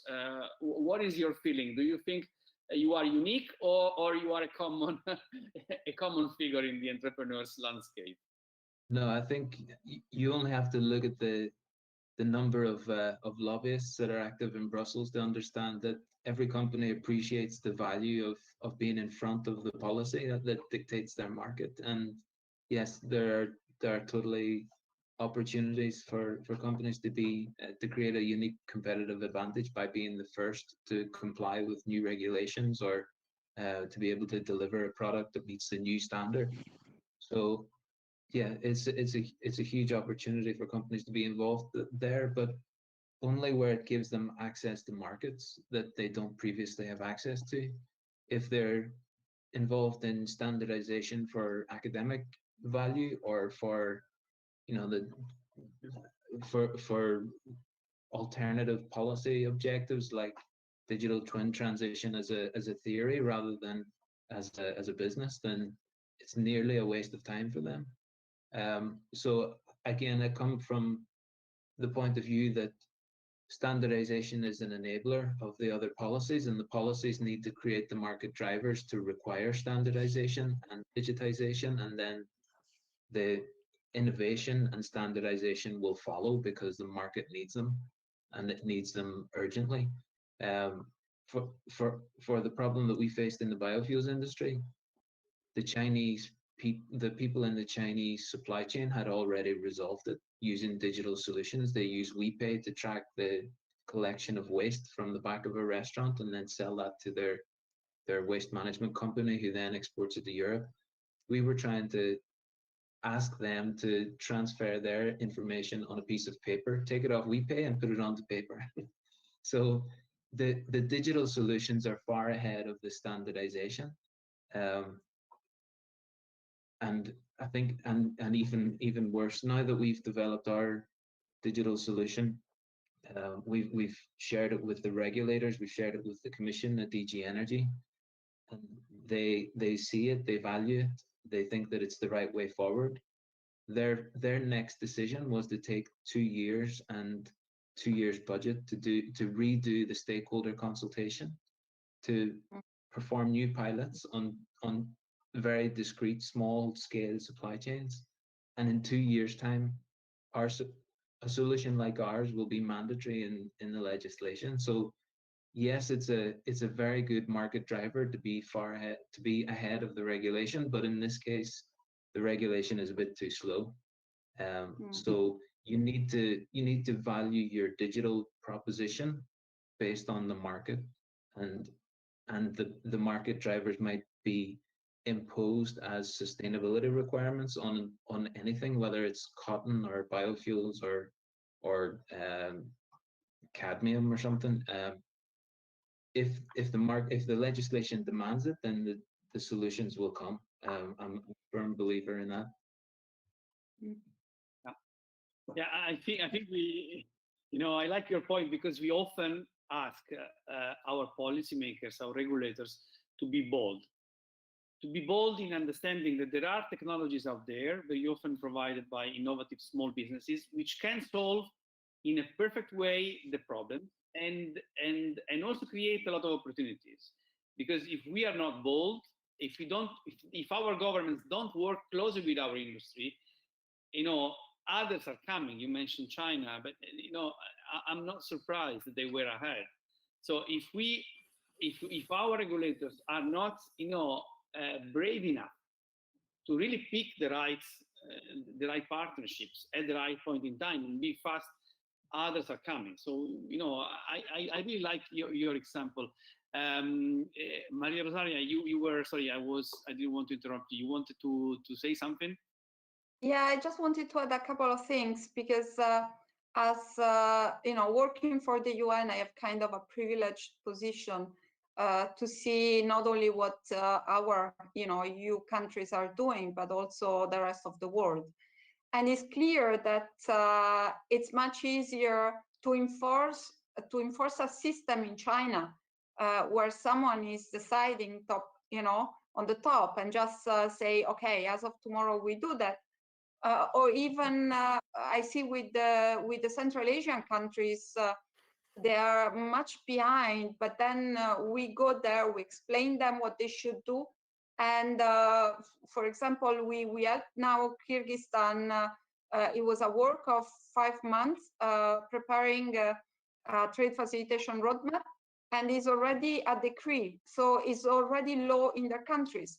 So it's clear that in certain countries much easier, that in our country, especially in the EU, we are 27, we need to discuss, everybody has to comply. Yeah, I think that the push can really come from the industry, because sometimes the situation can be reversed. In the same way in UNCFACT, people come with ideas, and this can be individuals, can be countries, can be associations, can be companies. They come with ideas. These ideas are looked at, and then they can start as a project. The end up result, that can be a standard, that can be a piece of new technology to move a part of a sector, or even a recommendation, can then be taken by the regulator. And this, as I said, it's kind of a bottom-up process that we had several times with the EU. Sometimes they come to us and they say, okay, give us a final product. If we will like, we will use it. So this, I think, is the same thing with the SMEs, but as it was mentioned before, it's easier when this is done in an association, because the association has much more power to push this bottom up. Yeah. Okay. Thank you for Sebastiano, if I can add a key concept, I think, is awareness. We talked about this many times, and I think that it's really important, awareness, when you discuss about how small and medium enterprise interact with the standardization system, we can say. If there is a clear business case, in a way or the other, the SME find a way to participate, because they understand that there is a clear need for this. And for example, I am following the electronic invoicing trust services sector, and this is the case in many situations, because there are standard enable competition, and then they see exactly the need to participate, because even they have a competitive advantage in knowing what is, we can say, happening before standards are published. So they can prepare the product before the competitors. On the other hand, there are situations where maybe the driver is more compliance with regulation, where the SME could not see a direct advantage in the participation. But here, I think that the key is the trade associations, because the trade association can help to coagulate the need of a sector in topics that are not specific of the business on the value that a specific company provides. And so the trade association in most cases is the only way and the perfect way to interact with the standardization systems. So this is an awareness of this situation probably is what we need to improve, so that SMEs understand that there are different ways, depending on their situation, to interact with the standardization system and have the benefits. Yeah, thanks, Andrea. I just saw our friend Elena from Sensenlec to try to join. Elena, just be patient another few minutes because you will intervene in the second panel. Although Emilio certainly may have something to also for Elena. Emilio, go ahead. Yeah, regarding this issue of the time and how slow and take, I think we are talking here about a collaborative environment, and of course there are tensions, and it's the same the tension with standardization and entrance into the market. If the standards goes very quickly, then you may refrain innovation. If it goes very slow, then there may be already too many applications in the market, and then you may have problems of interoperability. So you need to find the right balance. In the legislation, I think, and thanks Maria Rosaria, because you have explained quite well. Of course, if you get a full top-down approach, then you get the regulation forward much quicker. I can understand, Patrick, your disappointment, because something that is so clear, like adding the blockchain system for waste management, that everybody sees the benefit. But unfortunately, we need to base, at least in Europe, where we believe in the values of the democracy and openness and transparency, we need to base our regulatory approach in evidence. How we can sort it out? Possibly through anticipating. We can anticipate the same in standardization. Standardization needs looking at the technology development, and we can anticipate the regulatory needs in the best way. And for that, I think personally that we should be more in contact with the different stakeholders, in particular in industry that are developing the innovation. And for there is why the Commission has so many expert groups as well, in order to receive this feedback as soon as possible, so we can put forward the machinery. And unfortunately, as Maria Rosaria said, on top of it, in Europe, in the European Union, you have an additional complexity. We have 27 member states, but we are trying to do our best, believe me. Okay, excellent. Look, we are getting towards the end of this session. Before we do so, I'd like to give you the last, each of you 30 seconds for the last words, if any last message that you would like our audience to remain with on the topic of the discussion of today, so the twin transitions for SMEs, how we link the technology and the green transition, and how standards can contribute to that. Maybe I start with you, Patrick, and follow the same order as our initial statements. Your few seconds, Patrick. Yeah, I don't have much more to say, only that we're now very relieved to be involved in the work that the Digital SME Alliance are contributing to the standardization. And yeah, the pathway is clear. We need binding policy objectives on sustainability, and standardization and solutions will follow. The SMEs are keen to deliver. Okay, good to hear the positive message. Maria Rosaria. So, well, I would kind of remind something that was said before, and I think it's very important. Let's not reinvent the wheel. There are already a lot of standards out there. Let's only see what it needs to be added and not start all over, because we will lose a lot of time. And in today's world, we cannot afford to lose time, because someone else will come from other continents, other part of the world, and fill the space. And then let's always think that there are more vulnerable, like the micro enterprises that cannot afford, for example, very costly piece of software or very costly things. So let's always think if the technology that we are going to use is the one that we really need, or if we are not just introducing a more difficult way forward for them. Okay, thank you very much, Maria Rosaria. Let me move to Emilio. Yeah, I think clearly twin transition is key in these days, and we need to promote digitization and the Green Deal. And from the European Union, we are working hard to do that. And in that respect, ICT standards are really needed, and creating more awareness and involving more of SMEs, which are a key player for bringing innovation, both as users of the standard for not reinventing the wheel, but also as contributing with their innovation to the standardization is key.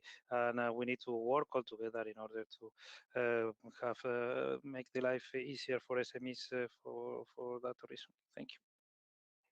Thank you, Emilio. And last but not least, Andrea. Yes, well, everything has been said, so I fully agree with the previous statements.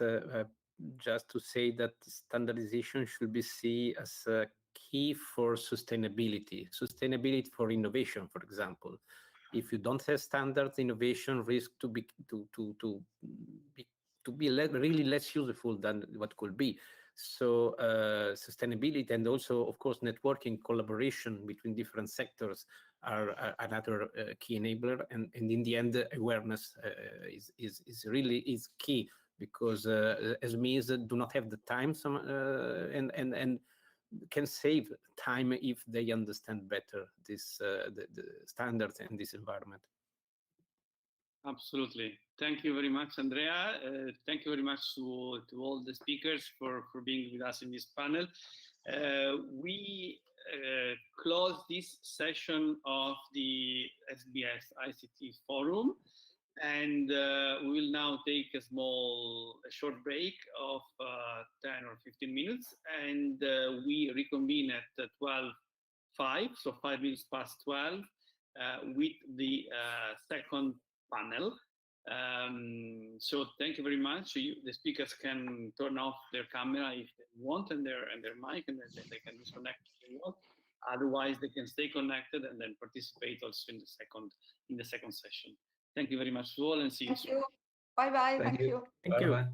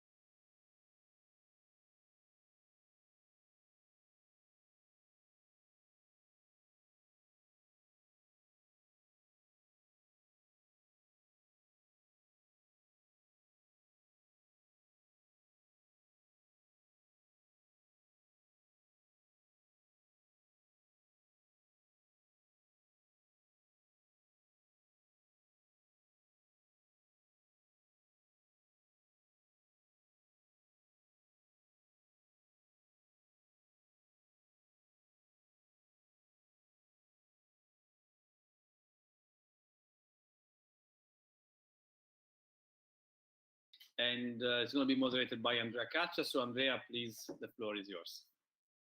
Thank you. Are we online? Yes, we are live. Okay, so welcome back for this second panel.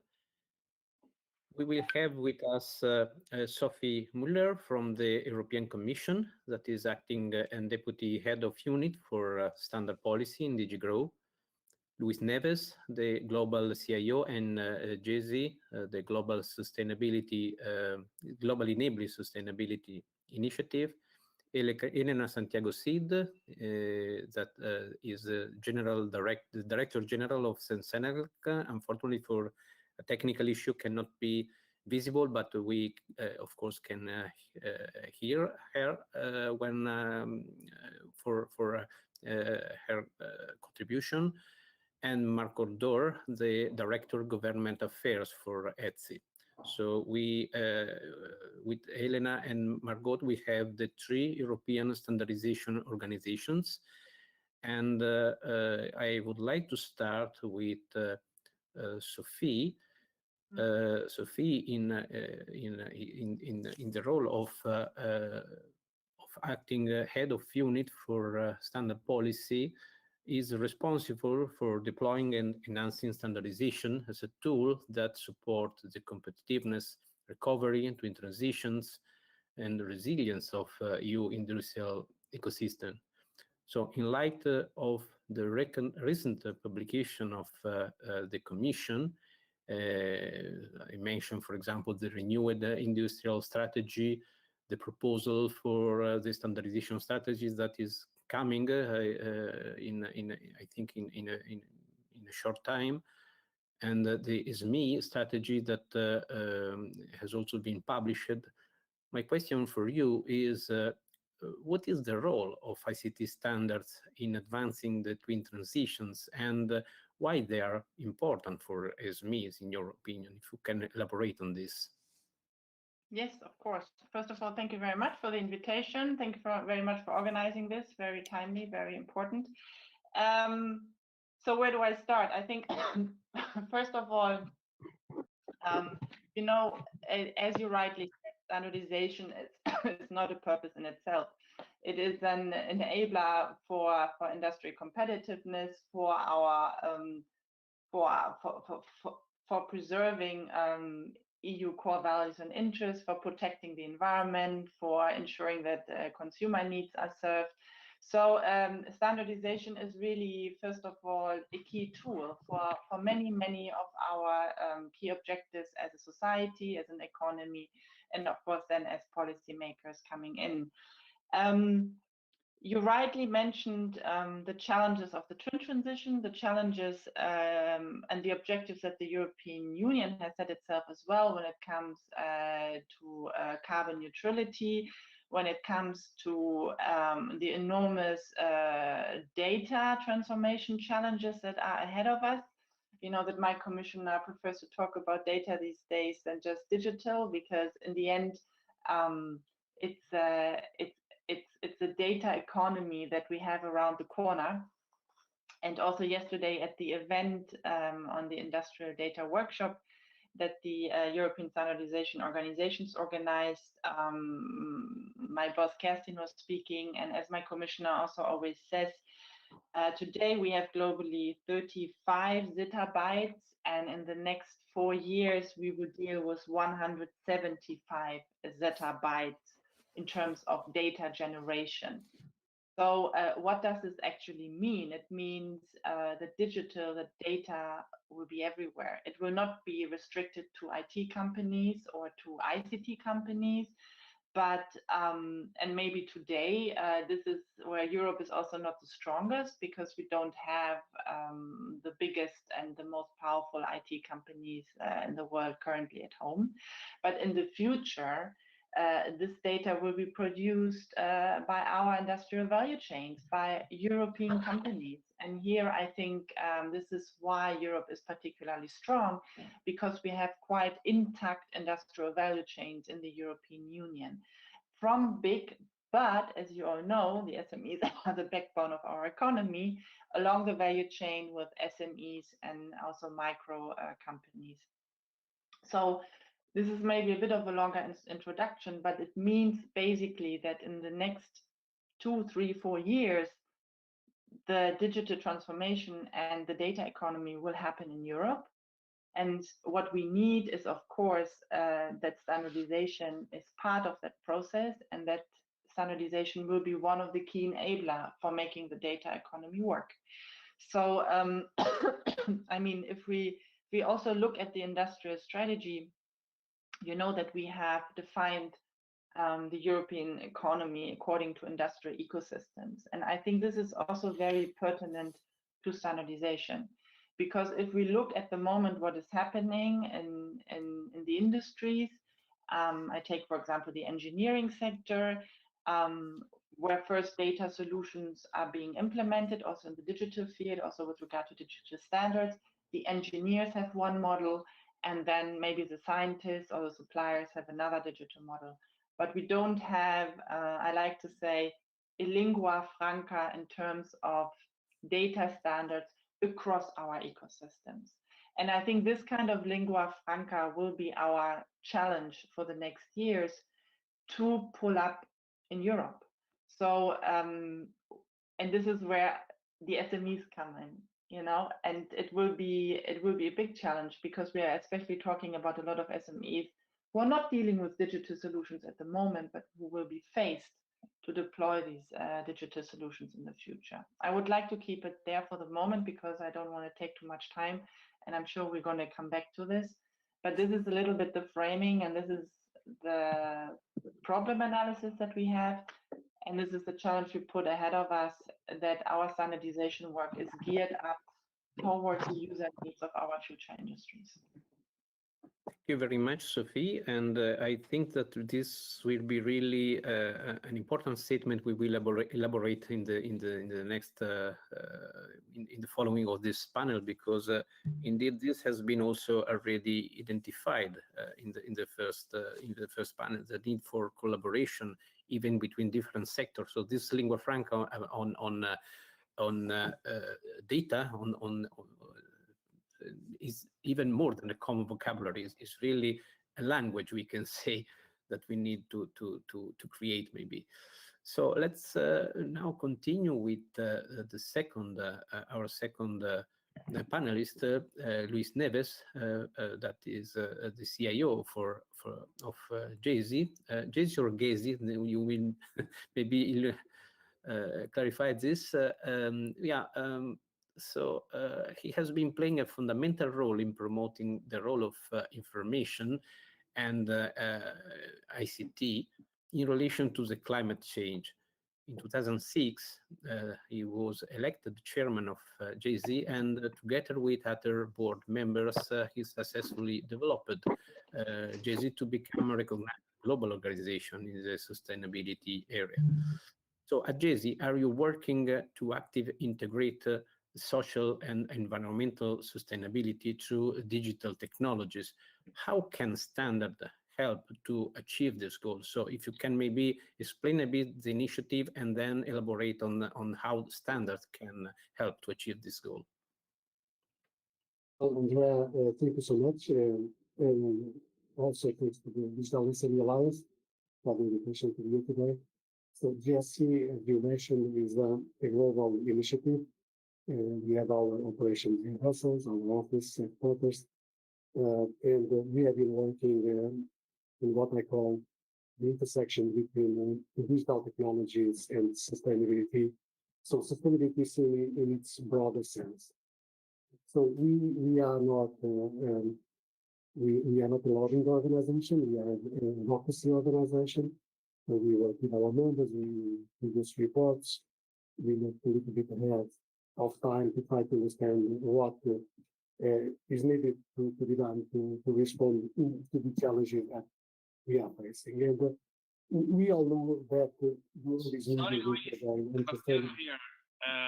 I need to ask you if you can perhaps use a different mic, because I'm hearing from other people that you are not 100% well understandable. Perhaps I would suggest, Andrea, you go on with the next panelist, and while Luis tries to solve this little issue. Okay. Yes, I know also that Luis has some time constraints. Let's try again if it's better now. Can you hear me now? Seems the same like before. Just a second.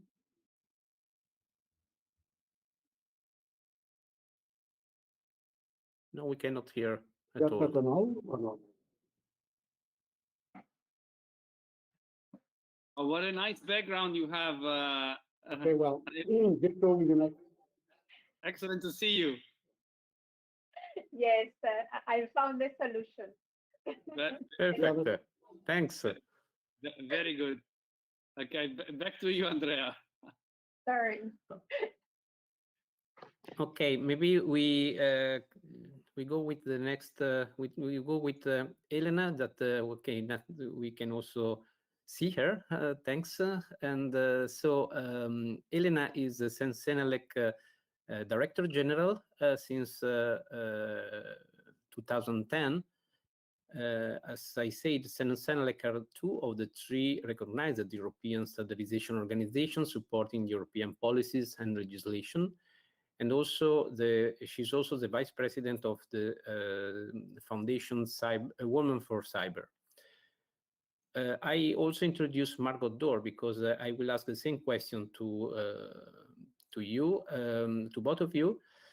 Margot is the Director Government Affairs of Ict, and that is the third recognized European standardization organization. She has she worked for a brief period in the academic world, and then in the IT industry, and the banking sector, and now I think since a long time in the technical standardization arena. So now today is in charge of the government affairs at in Ict. So my question for you is. Okay, the three transitions approach require rethinking and redesigning the business processes, and this need to be digital and circular in the core. We elaborated a bit this on the first panel. Has a wide impact for many, if not every organization in the future. So is there any change that happened or you think can happen in the standardization organization in their operation to accommodate this change and this need that we have in standardization activities? If we think, for example, for the traditional or non-digital sector, however we define it, but here we need very likely new expertise in traditional sector. So how this can be achieved in standard? How can standardization organization support this? So maybe we start with Elena and then Margot. Yeah, thank you very much. And also thank you very much to the Digital SME Alliance for the invitation. I must say there was a long time since I have participated in an event from SBS on the digital for some reasons. So it's a pleasure to be here today, and also to address this topic because it is very important. There are a lot of energy and efforts that we are putting in this digital transition, but also engaging with the green transition because everything is interconnected. I think, Andrea, you mentioned ICT, non-ICT, and I don't think what is the difference anymore because everything is completely hyper-connected. I would like to reply in two chapters to your question. One is our own digital transformation, what the European standards organizations, and in particular Sensenelec, are doing to make our process more collaborative, to adapt to this digital transformation, at the same time without leaving behind the European values that characterize the European standardization system, inclusiveness, participation of all the parties, and consensus making. So for some years now, And I must say that it's taking longer than we wanted at the very beginning, but it's a cultural change also, not only for the standards bodies and the national standards organizations, but also for the experts that are currently working in the standardization community, and for the new experts that need to get engaged, or that we need to motivate and engage in the European standardization system. So in Senelec, we engaged for now 3 years on several projects. One is online collaborative authoring, which imply a complete change in the life cycle of the development of the standards. Now we have got a very linear standard development process, and the online collaborative authoring is a project that tries to transform the way we develop the standards in a more collaborative mode with our international partners, ISO and IC, and this is also why it's also taking a little bit more time, because we are trying to reach consensus at international level. And we have already engaged on some pilot projects. So we have got the concept note approved, and the proof of concept also at technical level. And we have got committees like the oil and gas or the construction, which are very traditional sectors. I think you mentioned this sector horizontal, and railways also are engaging on pilot projects for online collaboration. And that will cover from the very first draft to the moment in which the standard is going to be delivered. We're also working on the information model, so which is extremely important. It's the transformation of our products themselves, because we are all used to look at the standard as the specific PDF or Word document. The world is completely changing, and I know you, as chair of our most innovative technical committees, know that very well.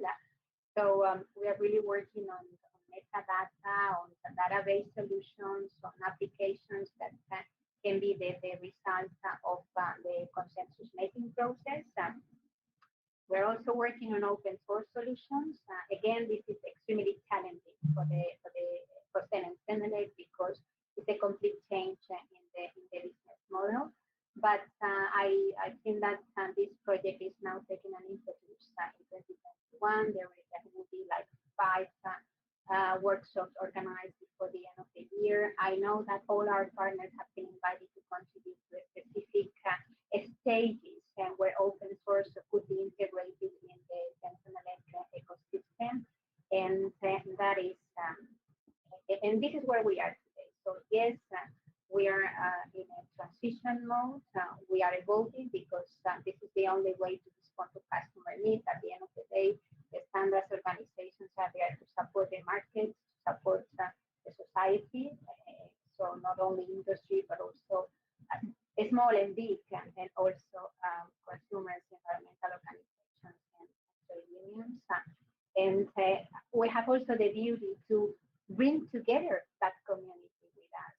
So it's not only about making very fast progress, adapting to the new technologies, but also manage that all the experts that are contributing to the standard development can engage in this transition. And this is for the digital transformation. And of course, we wanted also to talk about the green transition and the sustainability. And there, I think that we also have a very important role to play. SEN and Senelec are cross-sectoral bodies, so we have so many sectors embedded in the SEN and Senelec community. And what we have seen in the last years is an increasing number of joint technical committees, and that is the need. So different sectors want to work together with other sectors, because there is a lot to learn, there is a lot to share, and there is a lot to offer in the market. Of course, we have got a very, I think, excellent piece of work in the smart grid work that is together with ETSI. So we have got a coordination group where we try to address everything related to the data connected, that data consumption, data production, data demand on energy. And here, I think also the different technical committees that have been established on the distributed ledge technologies, for instance, or the one on quantum technology can really help to progress, to support the digitization of the economy, taking into account the green transition.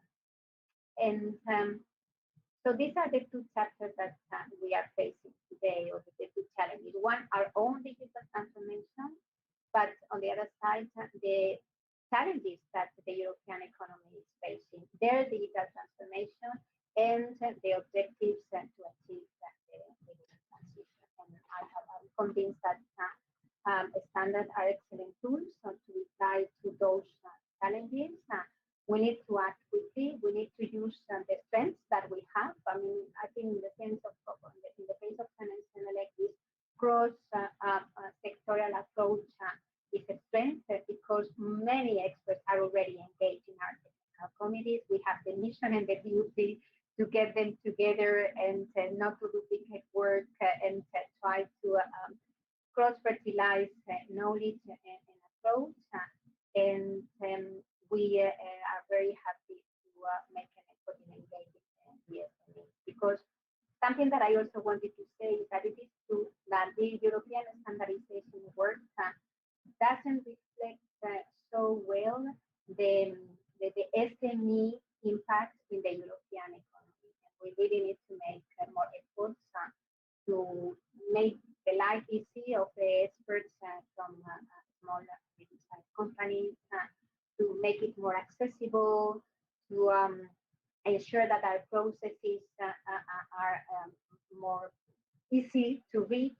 I think that the online offering platform, for instance, is going to be an excellent tool to get more SMEs engaged. And I mean, here I think it's important also that I mentioned the role of the national standard bodies and the national committees, because they are all easy reach for the SMEs in the national territories, in the national countries. They can sort out some of the questions that they have, and it's a way also to engage them in a more friendly and approachable manner. And I think with that, I'm happy to further discuss later. Yeah, thank you very much, Elena. I think, let me say that the digital transformation of Sen and Senelec themselves should become somehow attraction also for collaboration, for the activities, the real activities and collaboration between traditional and we can say ICT sectors, whatever it means. So Margot, on Etsy is maybe more close to ICT because is really a more we can say less cross-sector than Sen, in the sense that is more has a more specific target, but has also a strong interaction with industry that is quite traditional. So can you elaborate on this, and what's your view on this? You have to unmute, sorry. Thank you. Okay, thank you very much. Can you hear me all right now? Yes, perfect. Okay, good. Thank you very much for having us in this event. I'd like to come back on a point that was mentioned by Sophie to start with, and maybe Patrick Lynch in the previous panel. Sophie said standards are a tool and an enabler. This is very important to understand. Standard organization almost, if I want to be a bit provocative, to wake you up because we're all hungry, I'd like to say that SBO do not even exist. They are a collection of industrial and let's say economic interests, and members actually come and make the rules and make the change, and we are supposed to facilitate that. So, but in Etsy, we're familiar with this. SME issues. They're out of the 950 members of Etsy, roughly 25% are either SMEs, there is 140 SMEs altogether, or micro enterprise, 84 of them together. So, and more interesting than that, out of these 25% of members come 40% of the technical contribution. And when we made the statistics, we were sort of a little bit puzzled, sort of counterintuitive. And then, in fact, and this has been touched upon in the first panel, if you're a corporation with 200 people working in standardization, sending one guy for a week in a standardization meeting is marginal cost. If you're an SME or a micro enterprise, having the same guy a week away from his office is actually a huge cost. And so when the SMEs come, SMEs or micro enterprise, when they come and participate in standard making, it's usually because they have a lot of technical contributions to put on the table. They are very active members. This said, you're right, digitalization and the urgency of going green, and we've already seen this recently, including this summer. I personally wonder what else is urgent than tackling this issue.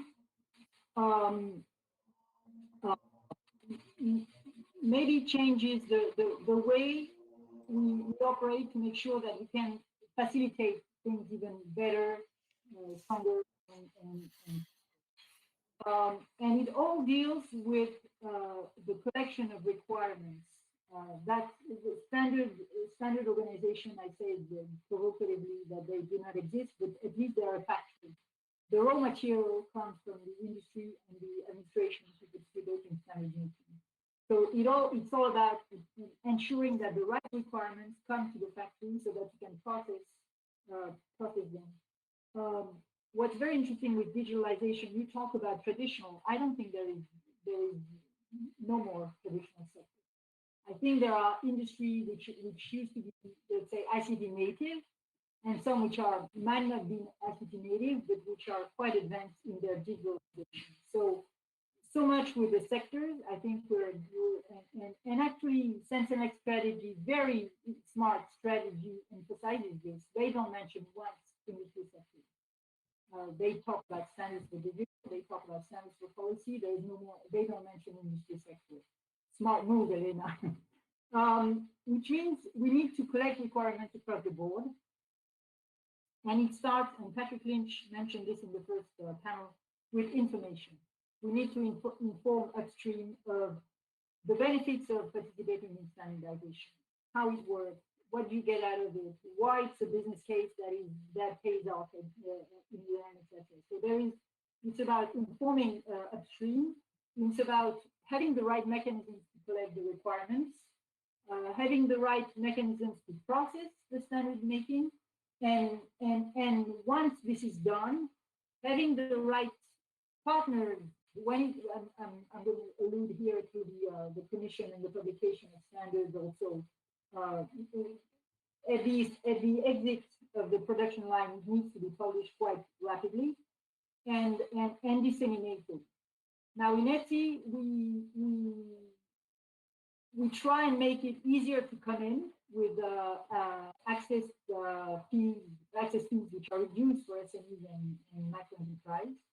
We have emphasized the effort on what we call the onboarding programs, which is when an SME joins, he's taken for, let's say, a tour or a visit of what's happening, the tool, how it works, electronic tools, and so forth and so on. We have twice a year a so-called seminar for newcomers. So this is for the, let's say, the upstream. And then there is a big project which has started in ETI, which is called New Working Methods, to make sure that all of this can be done virtually and quickly. Is not the case yet for standard making meetings per se, but for all the rest. And the objective is to be able to do everything online, including the drafting of standards, let's say by default. Voilà. That's it for me for this question. Thank you. Thank you very much. Let me maybe underline one aspect of your speech, being somehow representing small and medium enterprises. It's very interesting to know that the small and medium enterprises are so active.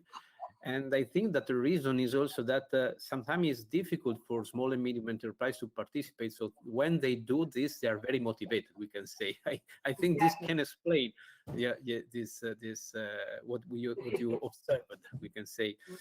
And another aspect that I think a lesson learned by all the global standard organization, including the European one that are international by nature, is that virtual meetings can be effective. Maybe having all virtual meetings is too much.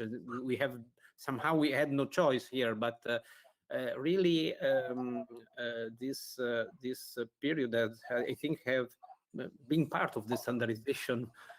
Myself as an expert, I really saw that digital tools can help a lot in the standardization.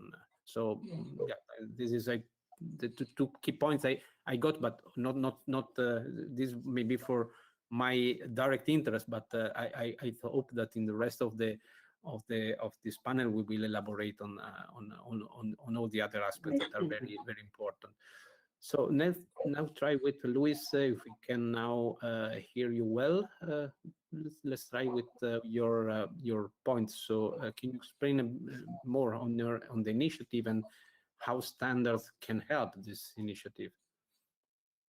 Okay, can you hear me now? Yeah, I think it's better. Thanks. Okay, so yeah, so I was explaining what Jesse as an organization is saying that we are a global industry initiative. So our members are companies, but we also work with different stakeholders in our organization, like the ITU, which is a global standardization organization as well as we know for the ICT industry. We also have a small collaboration in that sense from time to time. But we are not, let's say, a typical standardization organization. So we work on what I call the intersection between digital technologies and broad sustainability. And we cover a range of activities that go from supply chain activities, climate change, circular economy, digital rights, or privacy and security, and digital inclusion as well. And we do a lot of work on the enabling side. So I was pleased to hear from the Commission, that the Commission is looking at the standards as an enabler. This is for the ICT industry a key area of work. Jeff has been working in that area since 2007, when we first issued the report called Smart 2020 that was done for us, Commission Committees, where we looked to the role of digital technologies in relation to its enabling impact, how digital technologies can enable other industry sectors to become more sustainable. So, having said that, we need to go from the background point that the world is moving into a very unsustainable pathway, and that the time is short to put things back on track. And so when it comes to the different activities that different players are playing in the world, I think we need to start thinking how the things that we do can really help to put the world back on track. So I will not be able to respond. We will not be able to respond to that very pressing challenges the world is facing with old traditional models and mindsets. Standards are, of course, very important, and they are very needed. This is though a very complex area to be addressed. And Andrea, the question that you asked me was more related to the social, environmental, and governance sustainability type of standards that we have in place. So I'm moving away from the technical standards that Senelec and DETSI are working more closely. I would like to focus more on the ESG standards, such as the ISO standards or other similar. I think the current ones that we have in place are old and no longer provide the necessary support base to the necessary transformation or transformational change that is needed to ensure the sustainability of the planet. And the sustainability of the planet means ensuring business continuity, ensuring that companies have a life. Because if the planet doesn't exist, we will not be talking about anything, basically. So we need to make sure that our first priority in work and the activities that we develop, they are really oriented by the sustainability of the plan. So, from my perspective, the current standards on ESG, on the social environmental side, they lack many times an integrated perspective of the components of sustainability. So you see ISO standards which are looking at the environmental aspect, the ISO 9001 and the ISO 14000. Then you have the ISO 26000 people work with the social dimension. And you see very little strongly related to the economical dimension and governance dimension, because the governance dimension is an important aspect to address the social and societal challenges that we are facing. So we need to think in a more integrated way from my perspective.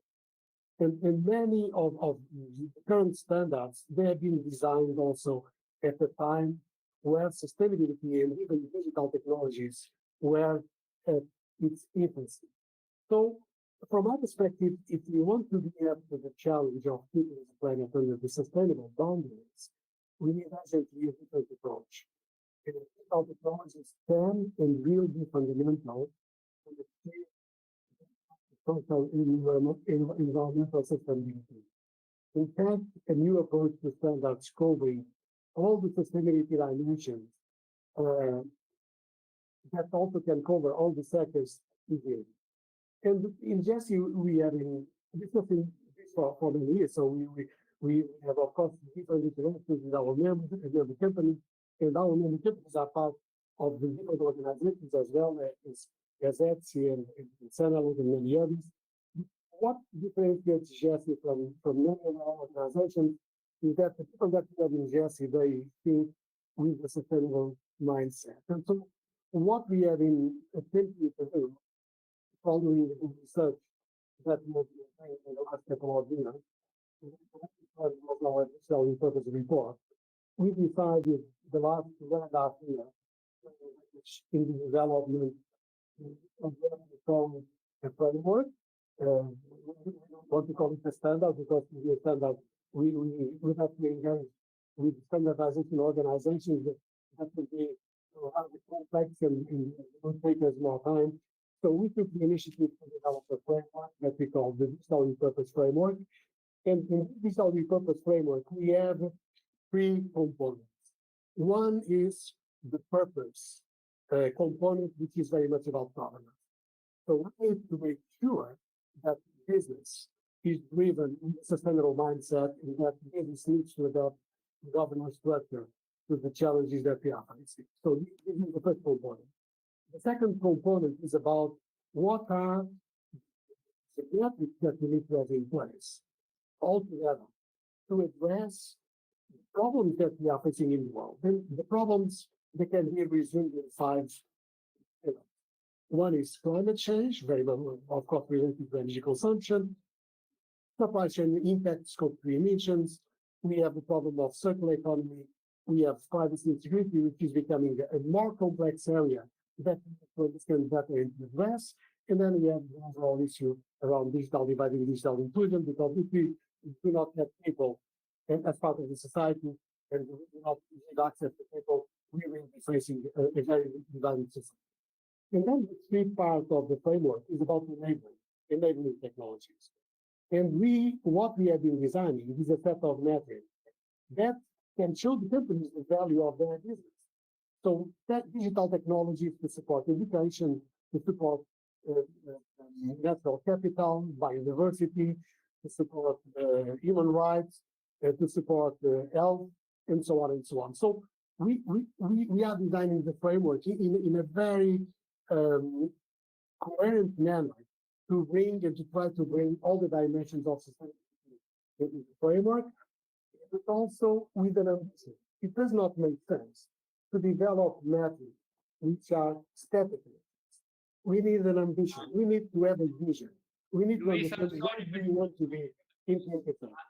I am sorry, but I have to interrupt you again because it's a bit hard to follow you in this case because unfortunately the audio isn't particularly good.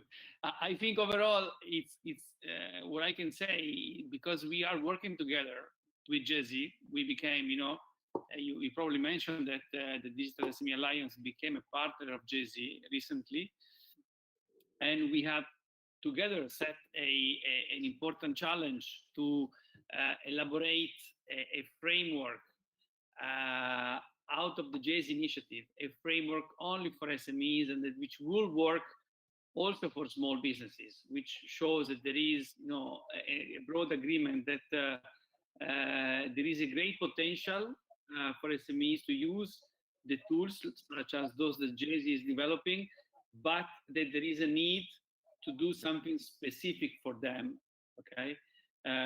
Which I'm very glad that you and JSI decided to partner with us and agreed that we need to develop something in that respect. With this, I'll give it back to Andrea, and it's a bit of a pity that we could not really understand 100% of what Luis said, but at least I think there are, it's important that he is here, and certainly people can contact JSI bilaterally if they want to know more about their initiative. So Andrea, you can... Thank you, Sebastiano, for complimenting, because yeah, indeed, it was not possible to understand 100%, but with your compliment, we maybe got what we missed from the previous talk. So I think that what we can have here is that again, digital is an important enabler of for sustainability, is something that we already elaborated also in the first panel, and maybe the need for doing something specific for small and medium enterprise also include initiatives that come from standard organizations and from the Commission. So again, playing together is the best way to overcome the issues. Coming back to Sophie, okay, of course, Sebastiano, if there is any question from the audience, please interrupt us. Yeah, but I would like to elaborate a bit on your previous answer. So you spoke about this lingua franca. The multi-stakeholder platform approved in autumn last year a document on circular economy. This document highlighted how collaboration is so important, and that also the concept you mentioned from before about the lingua franca maybe is even something that is coming also from this document, where we saw that there are so many standards that can support circular economy, but still we miss to fill the, you can say, to fill the dots between what is there. And also small and medium enterprises that have sometimes some difficulty to participate, but can of course benefit a lot, maybe are the most important actors that can benefit from this. So maybe you, I hope I gave you some material for elaborating a bit more on the previous concept, and maybe with this specific context. Yes, I mean, it's obviously not an easy one, because here we come to the core of the uptake, of the user friendliness, of the relevance of the standards, and especially also about the awareness. It's also something that we learned in the public consultation on the standardization strategy, that a lot that is going on, there's simply no information out there. So going back to the circular economy work, I mean, you know that we had our circular economy action plan #2 in the beginning of this Commission mandate. It had spelled out a couple of very concrete objectives in the scope of the multi-stakeholder platform on ICT.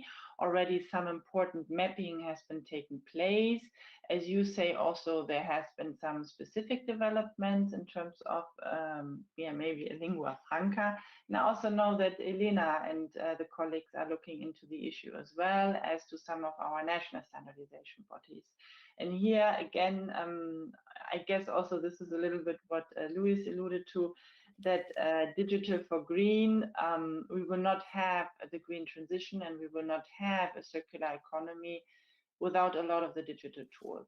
So, I mean, again, this is very meta, but this is a little bit the setting.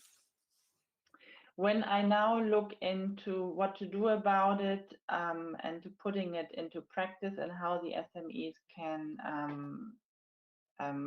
participate, I think the first thing again is really to come from the user's perspective. So what do they actually need in terms of the standards when they have all these challenges?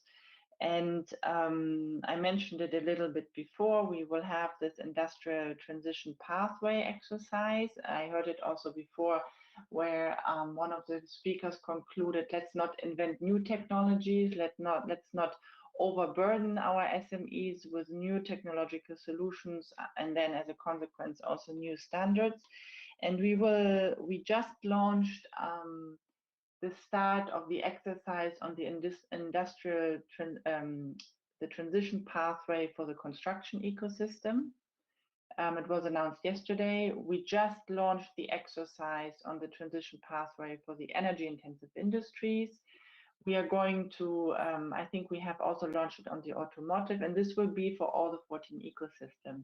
And this is really a collaborative and a stakeholder exercise where, you know, the key milestones for the next years will be identified from a circular perspective, from a digital perspective, from a data, from a green perspective and carbon neutrality perspective. It will touch upon all these elements, but this is the starting point where we really have to also get the companies, but also the standardization community involved so that we start discussing the problems and the solutions at the same time. It does not make sense that we have this exercise without the relevant stakeholders together and then the standardization bit comes at the very end. It's important to have that dialogue from the beginning on. So the calls are now public and let's see how we can bring the different stakeholders in there. But of course, SMEs are part of the industrial fabric and they will also be part of that exercise. So if, for example, now I come back to the circular economy standard, if this is one of the solutions, let's pitch it in these exercises as well, so that the relevant stakeholders are aware. And then they can hopefully populate and further, you know, make these standards known and these solutions known. But I think we really need to we need to start working more with the stakeholders when the discussions take place on the policies, on the challenges, and on the possible solutions. So that standards does not come at the end, that is being part of the solution at the front. That would be my little. I got one specific point on your elaboration that I indeed had experience as an expert working with standards that indeed in the past we can say the traditional approach was okay, let the market to work, and then when somehow there is the need to standardize, then standardization body play a role. Now I think more and more standardization organizations are coming in this process earlier and earlier. So it's really important because it's a way to save a lot of time, because of course standardization takes time. If standardization starts to be involved since the beginning, then it's more effective. Maybe it's more difficult to standardize, so it's more challenging when discussing in the technical bodies. But in the end, there is, I think, a very important saving in the timing. So I mean, would like to, yeah, I mean, the core work will still happen in the technical bodies, right? But it's important to have that discussion with the right interlocutors early on, so we don't you know, sometimes maybe even there are existing standards from other fields, as Elena said, where you know, one ecosystem can learn from another, and then it is a way also to promote existing standards. But I think the very classical route of we have a law or policy, and then we develop the needs, and then the industry is established and they will tell us this is possible or not. I think the discussion, because the innovation cycles are so fast as well, will happen much earlier on, and maybe then we will create a new expert base as well, we will create a new community as well. Maybe then some industries or some SMEs get interested which haven't thought about standards before. So it's one of the ways. I'm not saying it's the only way, yeah? But it's one of the ways to leverage more the good work as well that is out there. And it's all about bringing the right stakeholders around the table. And the standard body is also neutral in their nature, so probably can even help better than just a direct contact with the private sector. Sebastiano, do you have any question from the audience? Yes, I wanted to to help you a little bit, because we have a question, some questions from the audience, and perhaps it's the right time to try to interact. I have to read the question because we cannot have more people joining via video. The question comes from Omar. He's saying, building on the experience from the first panel, where an ICT SME, an ICT company, could solve the problem of other sectors like the biofuel supply chain, introducing traceability and technology, essentially. He's saying, what are the different organizations on this panel, the Commission and the ESOs in particular, doing to actively promote the mixing of the ecosystems? I suppose what he's saying is that, okay, in the biofuel industry, they found a solution to a very difficult problem because there was a company coming from another sector telling them you can use blockchain to solve your problem. And so the question is probably, so what are the different organizations at the Sensenelec or the Commission doing to try to mix these ecosystems? Andrea, can I take the floor here? Yes, if you can speak a bit closer, maybe to the microphone is better. Yeah, I can also raise the volume of the microphone because it's low. It's better now? Yeah, I think so, yeah. Okay. So, well, I think that there is no, I always make reference to El Quijote, you know, it's that in the Quijote there is the balsam, which is the balsam of Verabras, that was supposed to have the recipe to cure all the diseases in the world. And the standards are not a balsam of the Verabras.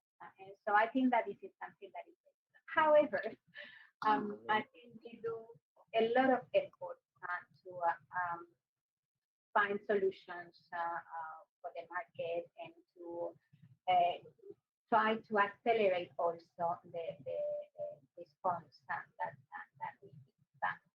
I don't know if there is a specific responsible organization that has as a mission to ensure the cross-fertilization. What I know is that this is at the heart of, I think I can speak on behalf of my for OPEPSI, they can also operate that at the heart of our activities today to make sure that we put together all the different expertise in order to deliver what the market is requiring. And I mentioned also when I started, there is, and this is fascinating because when Sensenelec decided to establish this technical exploitation unit to work closer together, that was 11 years ago, there were not so many joint technical committees. I mean, I think that we had the ABC1, that was the one addressing conformity assessment requirements, but there was not so many. And now we have got up to 30 joint technical committees that have been created based on the demands of the cross-sectorial needs in the market. And of course, this is something that we still need to learn. We have to work on semantic vocabulary, taxonomies, and every sector, and I know this sector is now a forbidden word, but every kind of part of the economy has got their own way of interchanging and understanding, and it's very important that we try to understand each other. I'm not sure that harmonizing, but at least to understand each other. For instance, in Senate and Elec, there had been a request to develop a reference architecture in the context of the circular economy, which I think is quite a useful tool. I mean, we had a reference architecture for smart grids that we were able to export to the international dimension. And I think that we are very well equipped, the international and the European standard bodies, to work together on this kind of tool that can address the horizontal and the vertical dimensions with the entire chain for production of raw materials, reduce needs, in particular in relation to the circular economy.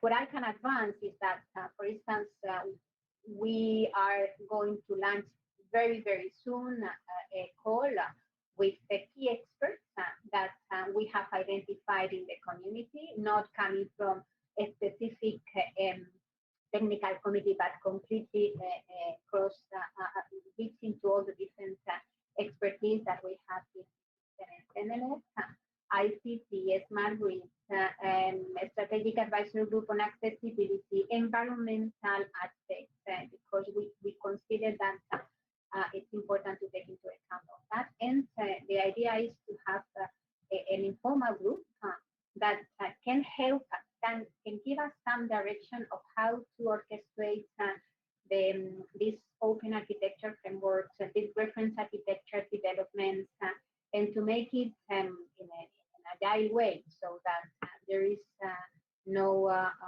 or we try to break the silos that exist today. So it's a challenge. I understand also Mark's question. It is a challenge.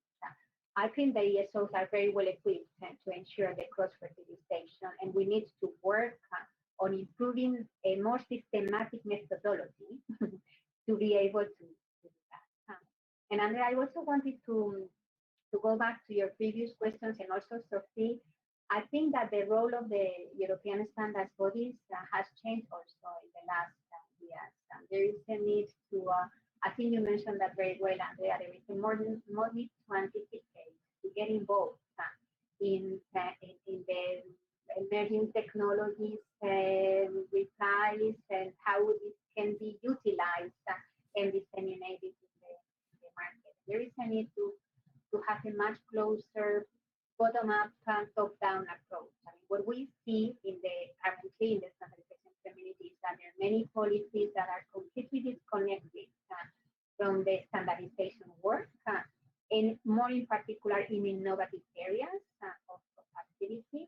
And at the same time, there are also a lot of innovative areas of the standardization that are completely disconnected with the higher political objectives in relation to European policies. And it's very important that we reduce that gap. We speak about reducing the gap between research, innovation, and standardization. Life cycles are shorter and shorter. We speak about raw materials to the service, maintenance, production. I mean, this is all completely blurred today. And I think that we made a lot of progress on the integration of research and dissemination of innovation in the market with the standards. I think there is an effort to be made in focus our priorities and putting us to work together on the same direction as standard bodies, industry for sure, because our priorities are the priorities of those producing the standards at the end of the day. We can have a beautiful policy, but if we don't have a group of experts that are willing to share knowledge and information, there will be no standard available. So this is extremely important. But I think that we need to make the effort to reduce this gap between and establish the right priorities for the European standards. And this is a change. I think that we come from a very, very technical background where our aim was to find technical harmonization and find to a more strategic and geopolitical use of standardization for growth and sustainability. Yeah, it's indeed a very complex world, we can say, with a different number of interactions but yeah, indeed, I think that standard body had in their nature since the beginning this dealing with this multi-stakeholder approach that is really the only key for solving complex problems. So Margot, I think that you have some material to further elaborate on what's the ETSI view in this. You're muted.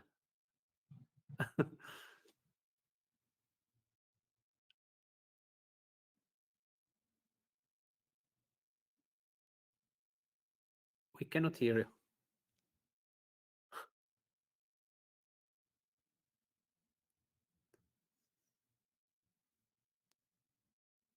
The organizer. Thank you very much. Yes, I very much agree with what Elena said. This is a challenge. In ETSI, it's a little bit different by some aspects because as we have been working from the origin on communication technologies, it's always been very pervasive throughout different sectors. And maybe we started from a different angle because when you work on I don't know, 5G in the factory floor or Internet of Things in different things. Naturally is not the right word, but it might be easier to attract to other sectors and make sure that the different sectors participate in the collection of requirements. This said, I would like to emphasize one example, which I think is, and also relates to what was said earlier in this conference. When India started to be interested in the 1M20 standards that ETSI and 1M20 produced, and we had many talks with different players, and they said we're lacking application, which is comes back to what we said in the first panel. And in order to do that, we used some of the programs we have with India that Elena knows well to organize what we call a hackathon, where we have different industry sectors coming to develop prototypes or whatever for different applications based on the standards that ETSI was proposing. So it was smart city, it was energy, it was banking and so forth and so on. And this is an accelerator of standard development because what the people who come and participate in the hackathon do is input back in the standards, which is and it accelerated things to the extent that India has adopted the 1M20 standard now. Officially, India is the standard organization in India has adopted it as an Indian standard. And I think this is something that could be inspiration for what we heard and also to attract to other sectors. It's just it might seem anecdotal, but I think it is important to show. I mean, Apple was not only Apple because it's Apple, it was also because of the App Store, correct? And I think this logic of App Store for standard is actually interesting. And we should get inspiration from this. Because the standard in itself is very dry, it's been done by a limited number of participants. Maybe I shouldn't say this, but okay, 900 in our case or more, but it's still, whereas if you try and attract to other business cases, other use cases, and then you create some kind of virtuous circle because these are also requirements that you collect and input back in the standardization factory. Now, I would like to come back while I have the floor on what Sophie said, because I have an interrogation here. She said we need to participate more upstream and we need to collaborate more. And it's true, standardization is not a standalone, it's on a food chain that goes from regulation or research, and then you standardize, then you test, and you validate, and all the way to procurement, public or private. So it's on a food chain, and the more you are connected with the others in the food chain, logically, the more efficient you are. The question I have is, one of the beauties of the NLF was that everybody was staying in his lane and very good at what he was doing. Legislator would produce legislation with only essential requirements. Standard organization would develop standards to be conform to these essential requirements. And there was then the trump card, if I may say, of Europe, which was the self-declaration of conformity, which meant that you could go on the market very quickly, self-declaring your conformity to the standard, which meant to the regulation. I think this, and maybe Elena will disagree with this, but this has been somewhat lost over time, with, in particular, the Commission sometimes going very deep downstream in the standard making factory, and in parallel to this, and it's much less talked about, the industry trying to always go upstream in influencing regulation. And I wonder how we can have this fine line of optimum collaboration between the different points in the food chain, yet staying and doing what we are good at and not having everybody and their brother interfere at all stages of the production line. I didn't intend to say this in this workshop, but you gave me the occasion. So, and I think it's an important thing that we collectively have to solve, because what has happened recently was very unhealthy for the whole ecosystem. And we need to solve this, to say, okay, what is the optimum point of cooperation, and when is it that everybody should be in their line doing what they are good at? That was, thank you very much. So maybe I ask Sophie if you want me to come in on the NLF can react on this. Okay. So yes, I mean the NLF, the new legislative framework, although I wonder how long we will call it the new legislative framework after 20, 30 years. Yes, I mean overall, this has been, and this should remain, the strength in Europe. We have a legal framework which gives the parameters of what products should perform, and then the technical details we leave to the standardization organizations, and then it comes back to the EU for the publication in the official journal for the legal effect across the single market. There are two things to this. The first, the products that we regulated 20 years ago, or even 5 years ago, are not the same anymore as today. We are not just regulating, you know, a machine which will just do one specific thing. They have many, many more integrated functions, goods and services, impact on workers. We all know that products, due to the digital changes as well, do affect our daily lives very, very clearly. I mean, if it's about ethical principles, interests, data protection, etc. And the whole work has become much more complex. And of course, this strains our public-private partnership for sure. And if we want to make it work, indeed, we need to solve a lot of challenges. Yes, the European Commission has become much more on the ball when it comes to the Annex Z, the legal compliance, and this has caused a lot of challenges in our PPP. We have been given mandates to be, I mean, the court has been very clear as well. It has been our derogation to mandate private organizations to basically co-legislate with us, but then it's our responsibility to make sure that what we receive is in line with our legislation. Otherwise, we cannot publish it in the acquis. And this responsibility, we have learned it the hard way. Either that legislation has been annulled by the court, like in the area of eco-design, because the standards did not fulfill the requirements that were imposed, or because we have judgments which clearly tell us that this is part of the EU acquis and we need to exercise our duties.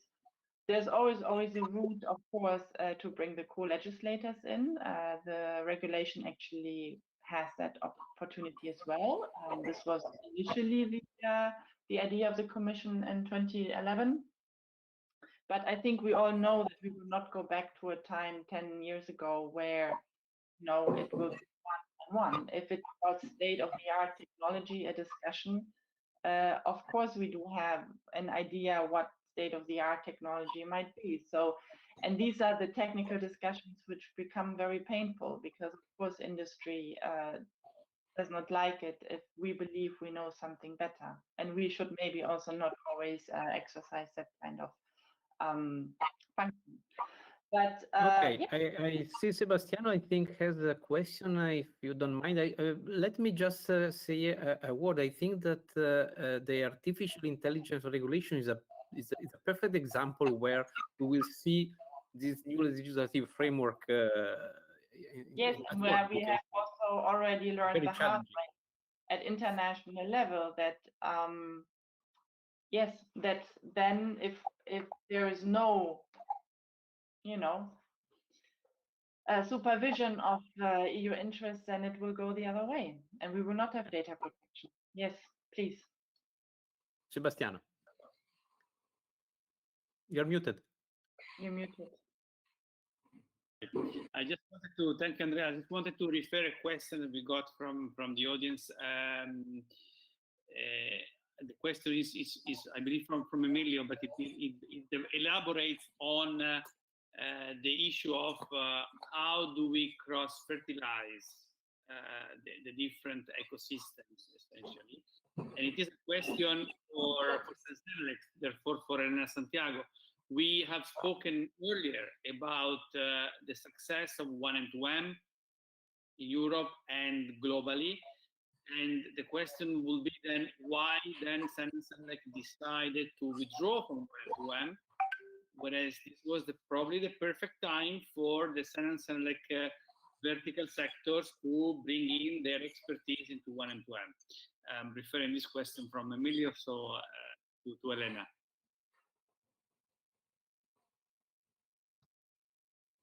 So I must say that in Senselec, the decision was very, very clear because Senselec is committed to ISO and IC, which are the international standard bodies we work. You know that our approach is always not to overlap, not to duplicate. I think that the assessment, I'm pretty sure that 1M2M is doing a beautiful job, as the many other hundreds and thousands of consortia that exist in the world. But our philosophy, and it is part of our strategy, and you can see that also in the strategy 2030, is we are not here to pick and choose what is the SDO that is going to be successful. Industry needs to work together and to get what they want to get, and our job is to make their life as easy as we can. And our understanding is to make their life easy, not spreading their efforts in different bodies, but to concentrate their efforts in bodies that follow the national delegation principle in the areas in which we work. So this is I mean, it's really a fundamental question for Senselec. It's not that we are not against. The fees were extremely high for Senselec. We didn't see any interest in the expertise of Senselec, and actually we considered that it was there were better ways to invest the Senselec budget than to pay the consortia, instead of, for instance, investing on more SMEs participating in the European standard development process. So this is it was a fundamental.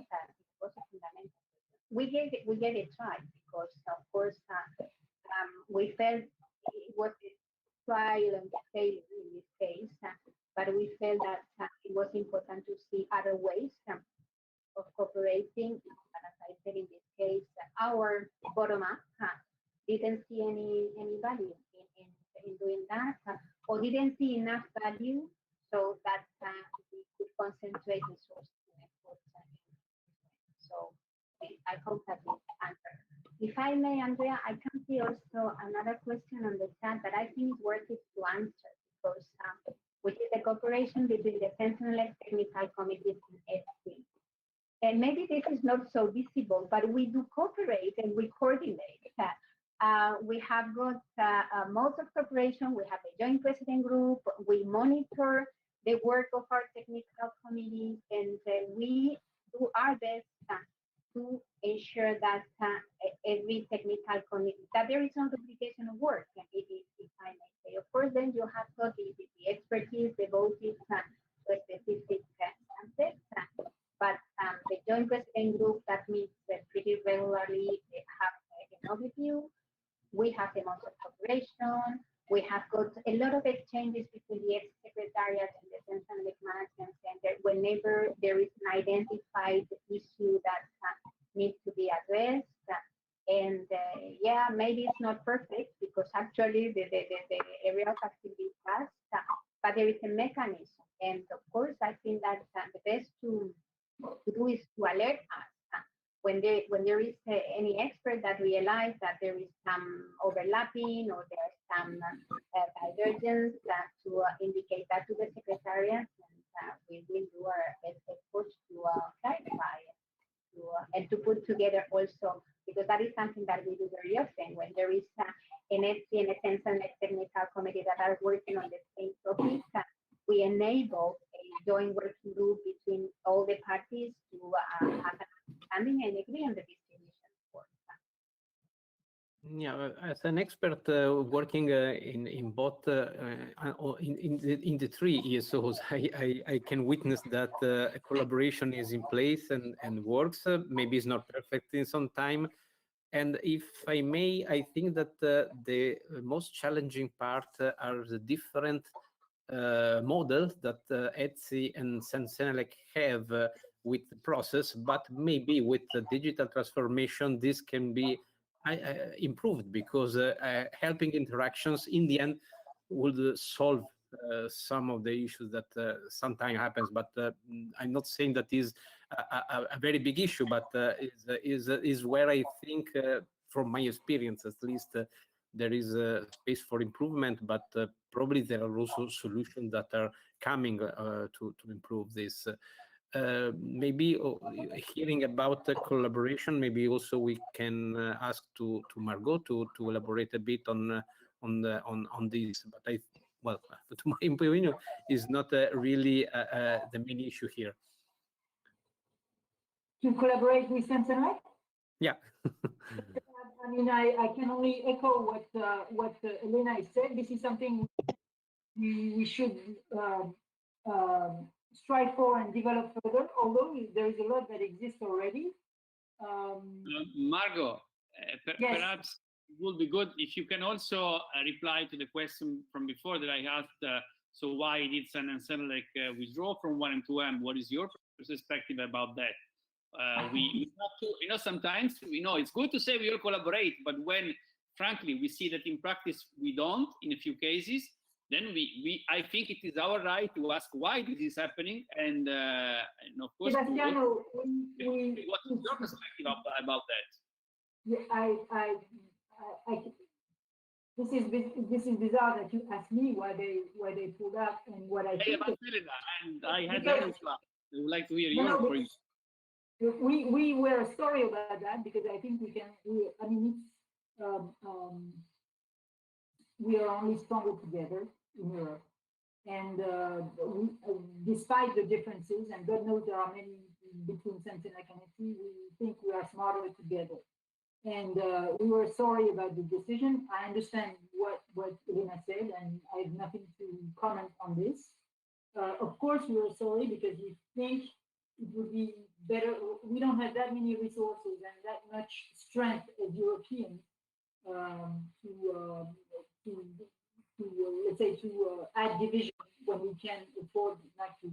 That was one case. On the other subjects, as Elena said, there are many ways to cooperate. Maybe it's not enough in some times, but I think it's growing with the digitalization, because digitalization means the end of industry sectors, in my opinion. And I think this is bound to collaborate, because today By the way, today nobody talks anymore about the so-called repartition war between sense and tendency, just because it doesn't make sense anymore. So we are bound to collaborate and to be smart and to leave aside the differences and focus on what unites us. And I think Europe will be much better off with a strong European standardization family with the different ways and means to get there. I don't know the question, but I'm firmly convinced of it. Well, it seems that at least in this specific case, it was not a problem in this in the functioning of the collaboration, but there was indeed somehow a contingent issue that was specific for this. It's not a general problem, we can say. It was specific to this, and maybe given the topic, there could be other chance for collaboration for the digital transformation, for the circular economy, because, for example, circular economy is indeed, there is a strong need for IoT, and so in the end, this will maybe bring back some expertise also on the sense side on this specific topic, because indeed, if I see at the requirements from the circular economy, but not only, I see a lot of expertise on both the side of, or the three side, we can say even, of the standardization in Europe. So indeed, as we say, that the need for collaboration will, I think, strengthen the collaboration also between Sense and Elegantezzi. I'm quite sure about this, and we will see more joint committees, joint working groups in this field. Now I'm following the evolution of the EIDAS regulation. As I say, as was said by Sebastiano, I am directly involved there. And again, we had a very good collaboration there in the past, and I expect we will have again a good collaboration, maybe even broader, because the topics on the table are more wide, and indeed it's another example where the policy making will interact strongly. The input from the Commission here was very strong and in parallel indeed with the legislative process. To my knowledge, it's the first time I can see it. Margot? Yeah, I'd like to make two comments to this, two additional comments. Coming back to what I said at the beginning, the lifeblood of the standard organizations are its members. And Elena, I speak under your control here, but there is very little we can do ourselves if the members do not support what we do or what we do not do. We have many members that are also in Sense and the other way around by definition. And they are the ones who call the shots when it comes to where this should happen and how, and the collaboration and support and so on. So we can have an opinion on this. We can make as many programs as we want and facilitate and recommend and pave the way, etc., etc. At the end of the day, the one who vote with their feet are the members. And then I had another remark that I forgot. So maybe Elena would like to add something, and then I would like to ask to Sophie a question. Andrea, I fully agree. I mean, I must say I was very surprised by the end-to-end question, because that was something that happened like 4 years ago. I mean, but for me, it's a question of principle. It is also what is our strategy and how we orchestrate our influence also at international level. And I think that Marco has identified here that we are different, and you have also said that. So I think that this is an important point. But I fully agree with what Marco has said. We can try to influence, or we can try to convince, or we can try to recommend. all the experts that are working in the standardization community, but at the end of the day, the decision-making process is in their hands. And it's not for CME to take the decision. We can define the strategy taking into account all the parties, but it's what I said also before. We can have a beautiful request to develop standards on fuel cell technologies, and just to give an example, or services, which is pretty controversial. But if we don't have experts in Europe that are willing to contribute to the exercise, we cannot do anything, because they are the ones that get the machine and the oil and the knowledge and the time and the investment in the system, and we facilitate that. What I think is that we need to establish priorities. Also, I think that also we need to be more agile in reaching out to experts in Europe that could bring added value to the standardization and the harmonization approach in Europe. This is part of our responsibilities, not being sitting waiting for them to come, but also reaching out and engage also young generations or new developers into what we do, and also to have maybe a closer discussion with the policymakers about what is it to come and how we can enable that technical development, also that standardization development to support what is coming, taking into account the challenges that our companies face at European level too. So, and this is a gap that I mentioned is important, but at the end of the day, the decision-making process is in the hands of our.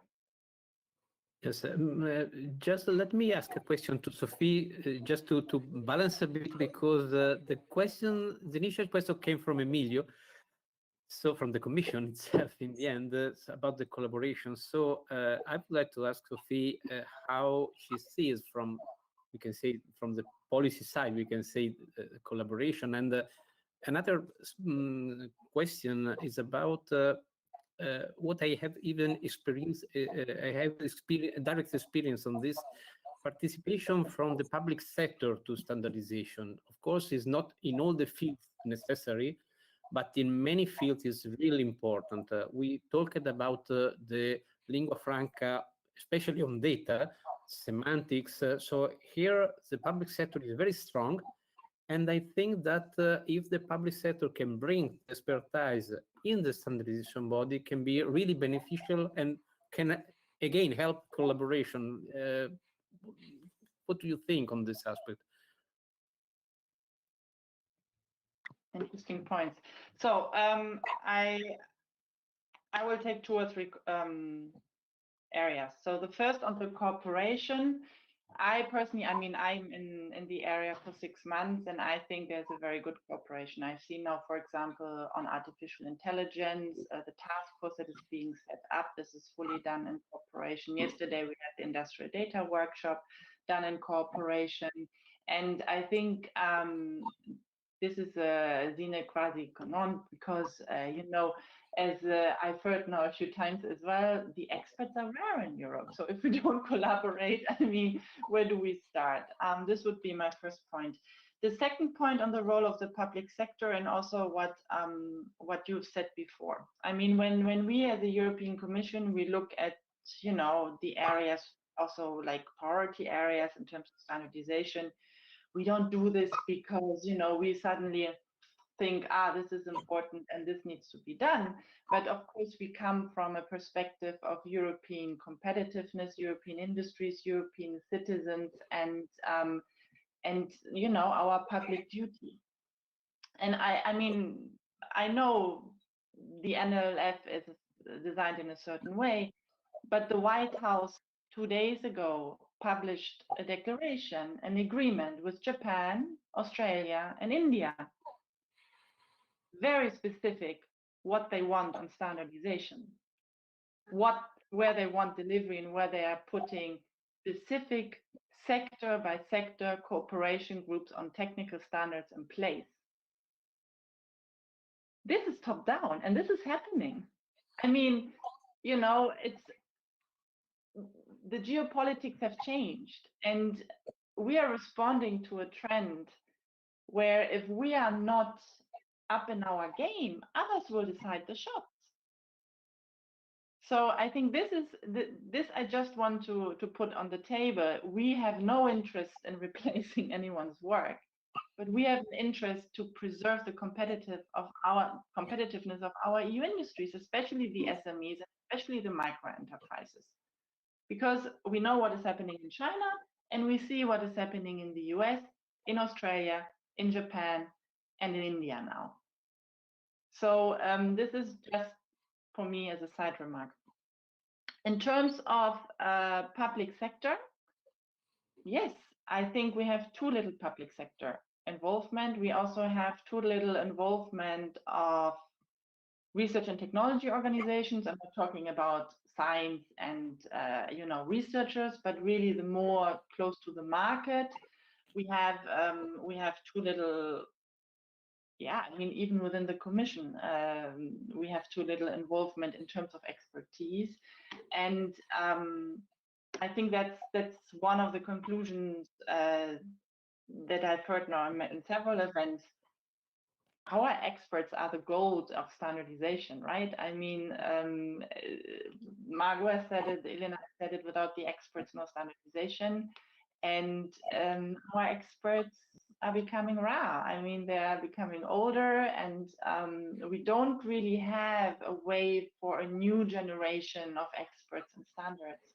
And I think this is something that from us at the Commission side, we need to think about, but we need to think about collectively, because we are only as good in standards as our experts are. So, and yes, if we don't exploit even what is happening in the public sector, we're a bit stupid. Yeah, in the public sector, I think there are real good expertise, and somehow is difficult to have the management of the public sector to understand the importance of standardization and let experts to participate. I know experts that participate in their free time, even because they believe in what they do. So really, it's well, something that should be done, and I think this is also something has been also discussed in the platform, and so this is also a place that can be helpful to enable this specific discussion, because really what I see is that maybe for some lack of participation, there is the risk that the public sector do very good things, the standardization body do very good things, but without a close interaction. There are two paths, two parallel paths in the public and private sector that are a waste of resources. It's not happening so broadly, but indeed there is this risk, in my opinion. I'm thinking, for example, to European interoperability framework is more a policy initiative that should also influence standardization, and the opposite also can happen. This is just an example, I know, but there are other fields where this can happen. Public procurement is another sector where, of course, there is a stronger participation in the public sector. And there we see that somehow, sometimes there is this this parallel procedure, we can say, so the Open Data Directive is another field where there is a strong interest in the public sector, and maybe there could be a better interaction with the standardization bodies. So there are fields where this can be improved. So. Maybe Margot, you had some point from the previous question, yeah. So maybe we also would like to elaborate on this if you want. No, I had some point before Sophie's intervention, and what she said, but I'll take it from a different angle. So when we talk about the NLF, it's not the NLF in itself. It's the way that things were carved so that the system was efficient. and fast, and we didn't have so many standards, whatever the domain, stuck in somewhere after they've been produced. Now, if you tell us, and I think Elena will agree with this, that because of big geopolitical challenges that we are not understanding, there is a better way to carve standardization, so be it, but let's discuss to see what it is, because I think, and this is what I wanted to say, that it should be appreciated that Europe has engineered a standardization system in its diversity, which creates tension for the cooperation with SMEs sometimes, but not always, and less, and hopefully less and less. Europe has engineered a system that has put Europe on the global standards map in a way which is today in many different sectors, not all, but many, completely disproportionate to the size of its industry, which means we are more powerful in standards making than the industry that supports it behind. And I think this is an asset that we would be well advised to make sure the system is emulated in many different other regions in the world, etc. And I think we should not, love hating ourselves. We should look at what's working well, look what needs to be preserved, and consider the diversity of the standardization system in Europe as an asset, which has put Europe where it is in terms of standard making, and give a thought about this instead of always wanting to be the smartest and the most modern, etc. And Amiga, God knows where. Thank you. Thank you, Margot. Can I comment on the 2 points on the public authorities participation and then on the geopolitical? So I think that even in the regulation 1025, there is a reference to the encouragement to member states to participate in the standard development. So I fully agree with you about the importance of for specific areas of activity, and I know public procurement has been a challenge, invoicing has been a challenge, services has been a huge challenge in the standardization community, and anything that I think that it would be extremely useful to get more support on specific areas of the expertise, also for market surveillance purposes. I mean, this is something that in tenants and we have been asking for many years. I think that in the end, the experts decided to leave us because there was no and for the geopolitical aspect, I don't know. I think Sophie is not there anymore, but I must say I agree with Margot. We really need to. I mean, the standard in Europe is unique. And it has really managed to support the competitiveness of our industry. And we have been spending so much energy in the last years because of different interpretations of the MLS, and I want to make it like that to make it partial instead of focusing our energy in where standardization can really bring added value to the European economy. That and I must say I have some hope. So the European strategy, the new ways of trying to incorporate the standardization in establishing this alignment with the political aspects, I think it's extremely useful. But I'm also convinced that unless we don't fix this issue that we have with the interpretation of the NLF, we will not succeed, because what we are experiencing is that our experts are getting frustrated and motivated, and instead of working together for harmonization, they are finding alternative ways to address their solution, and that will be more expensive for them and less competitiveness for Europe. This is my opinion. So yes, very important the geopolitical development and to be able to play a role, even a more important role than the one that corresponds to the size of the EU market, because the standards can help. I mean, they will not make it happen, but can help. But fix first the inefficiencies that we do. Otherwise, we will be drained in the problem of building innovation.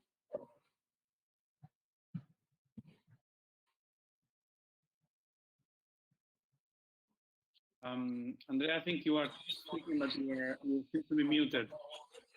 Oh, thank you. This was my time to be muted. Sorry. Yeah, I saw you. I see you. So, have you any other question from the audience, or maybe we can?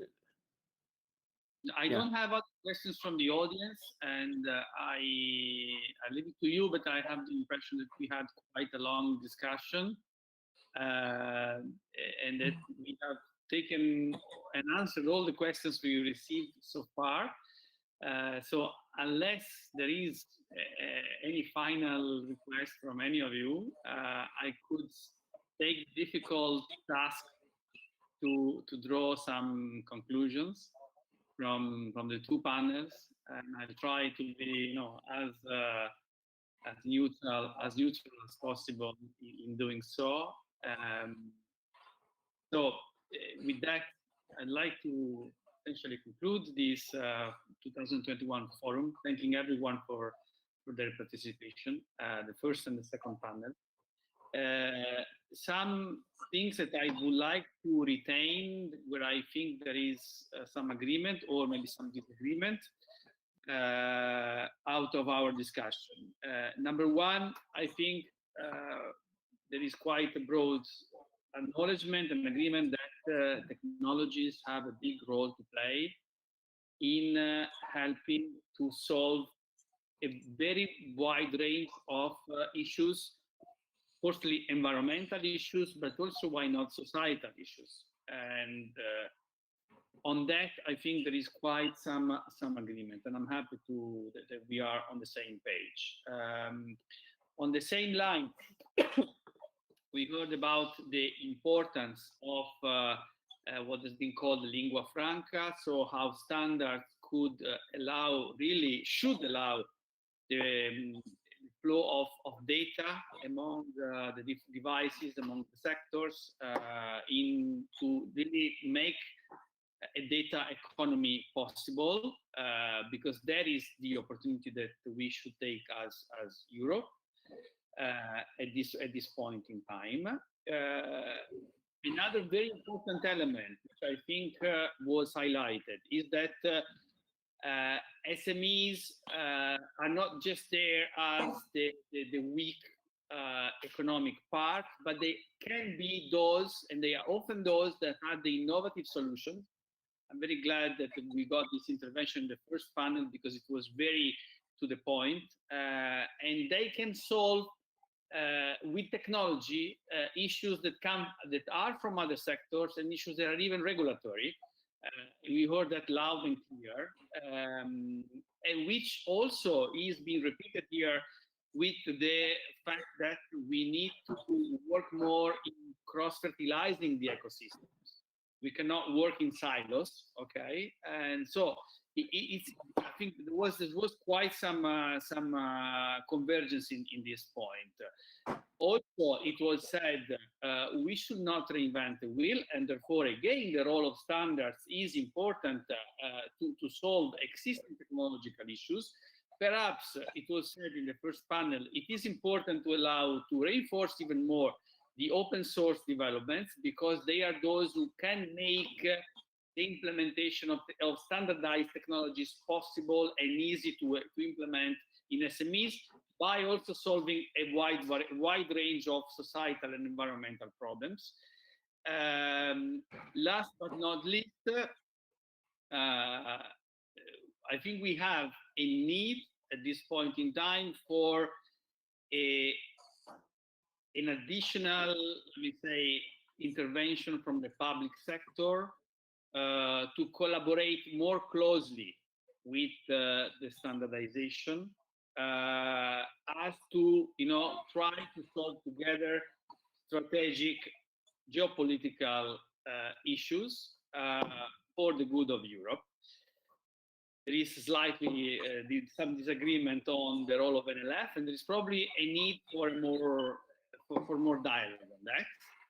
But I think we all have agreed that a closer collaboration is needed. These are my conclusions, but indeed, if any one of you wants to add something in writing, feel free to do so.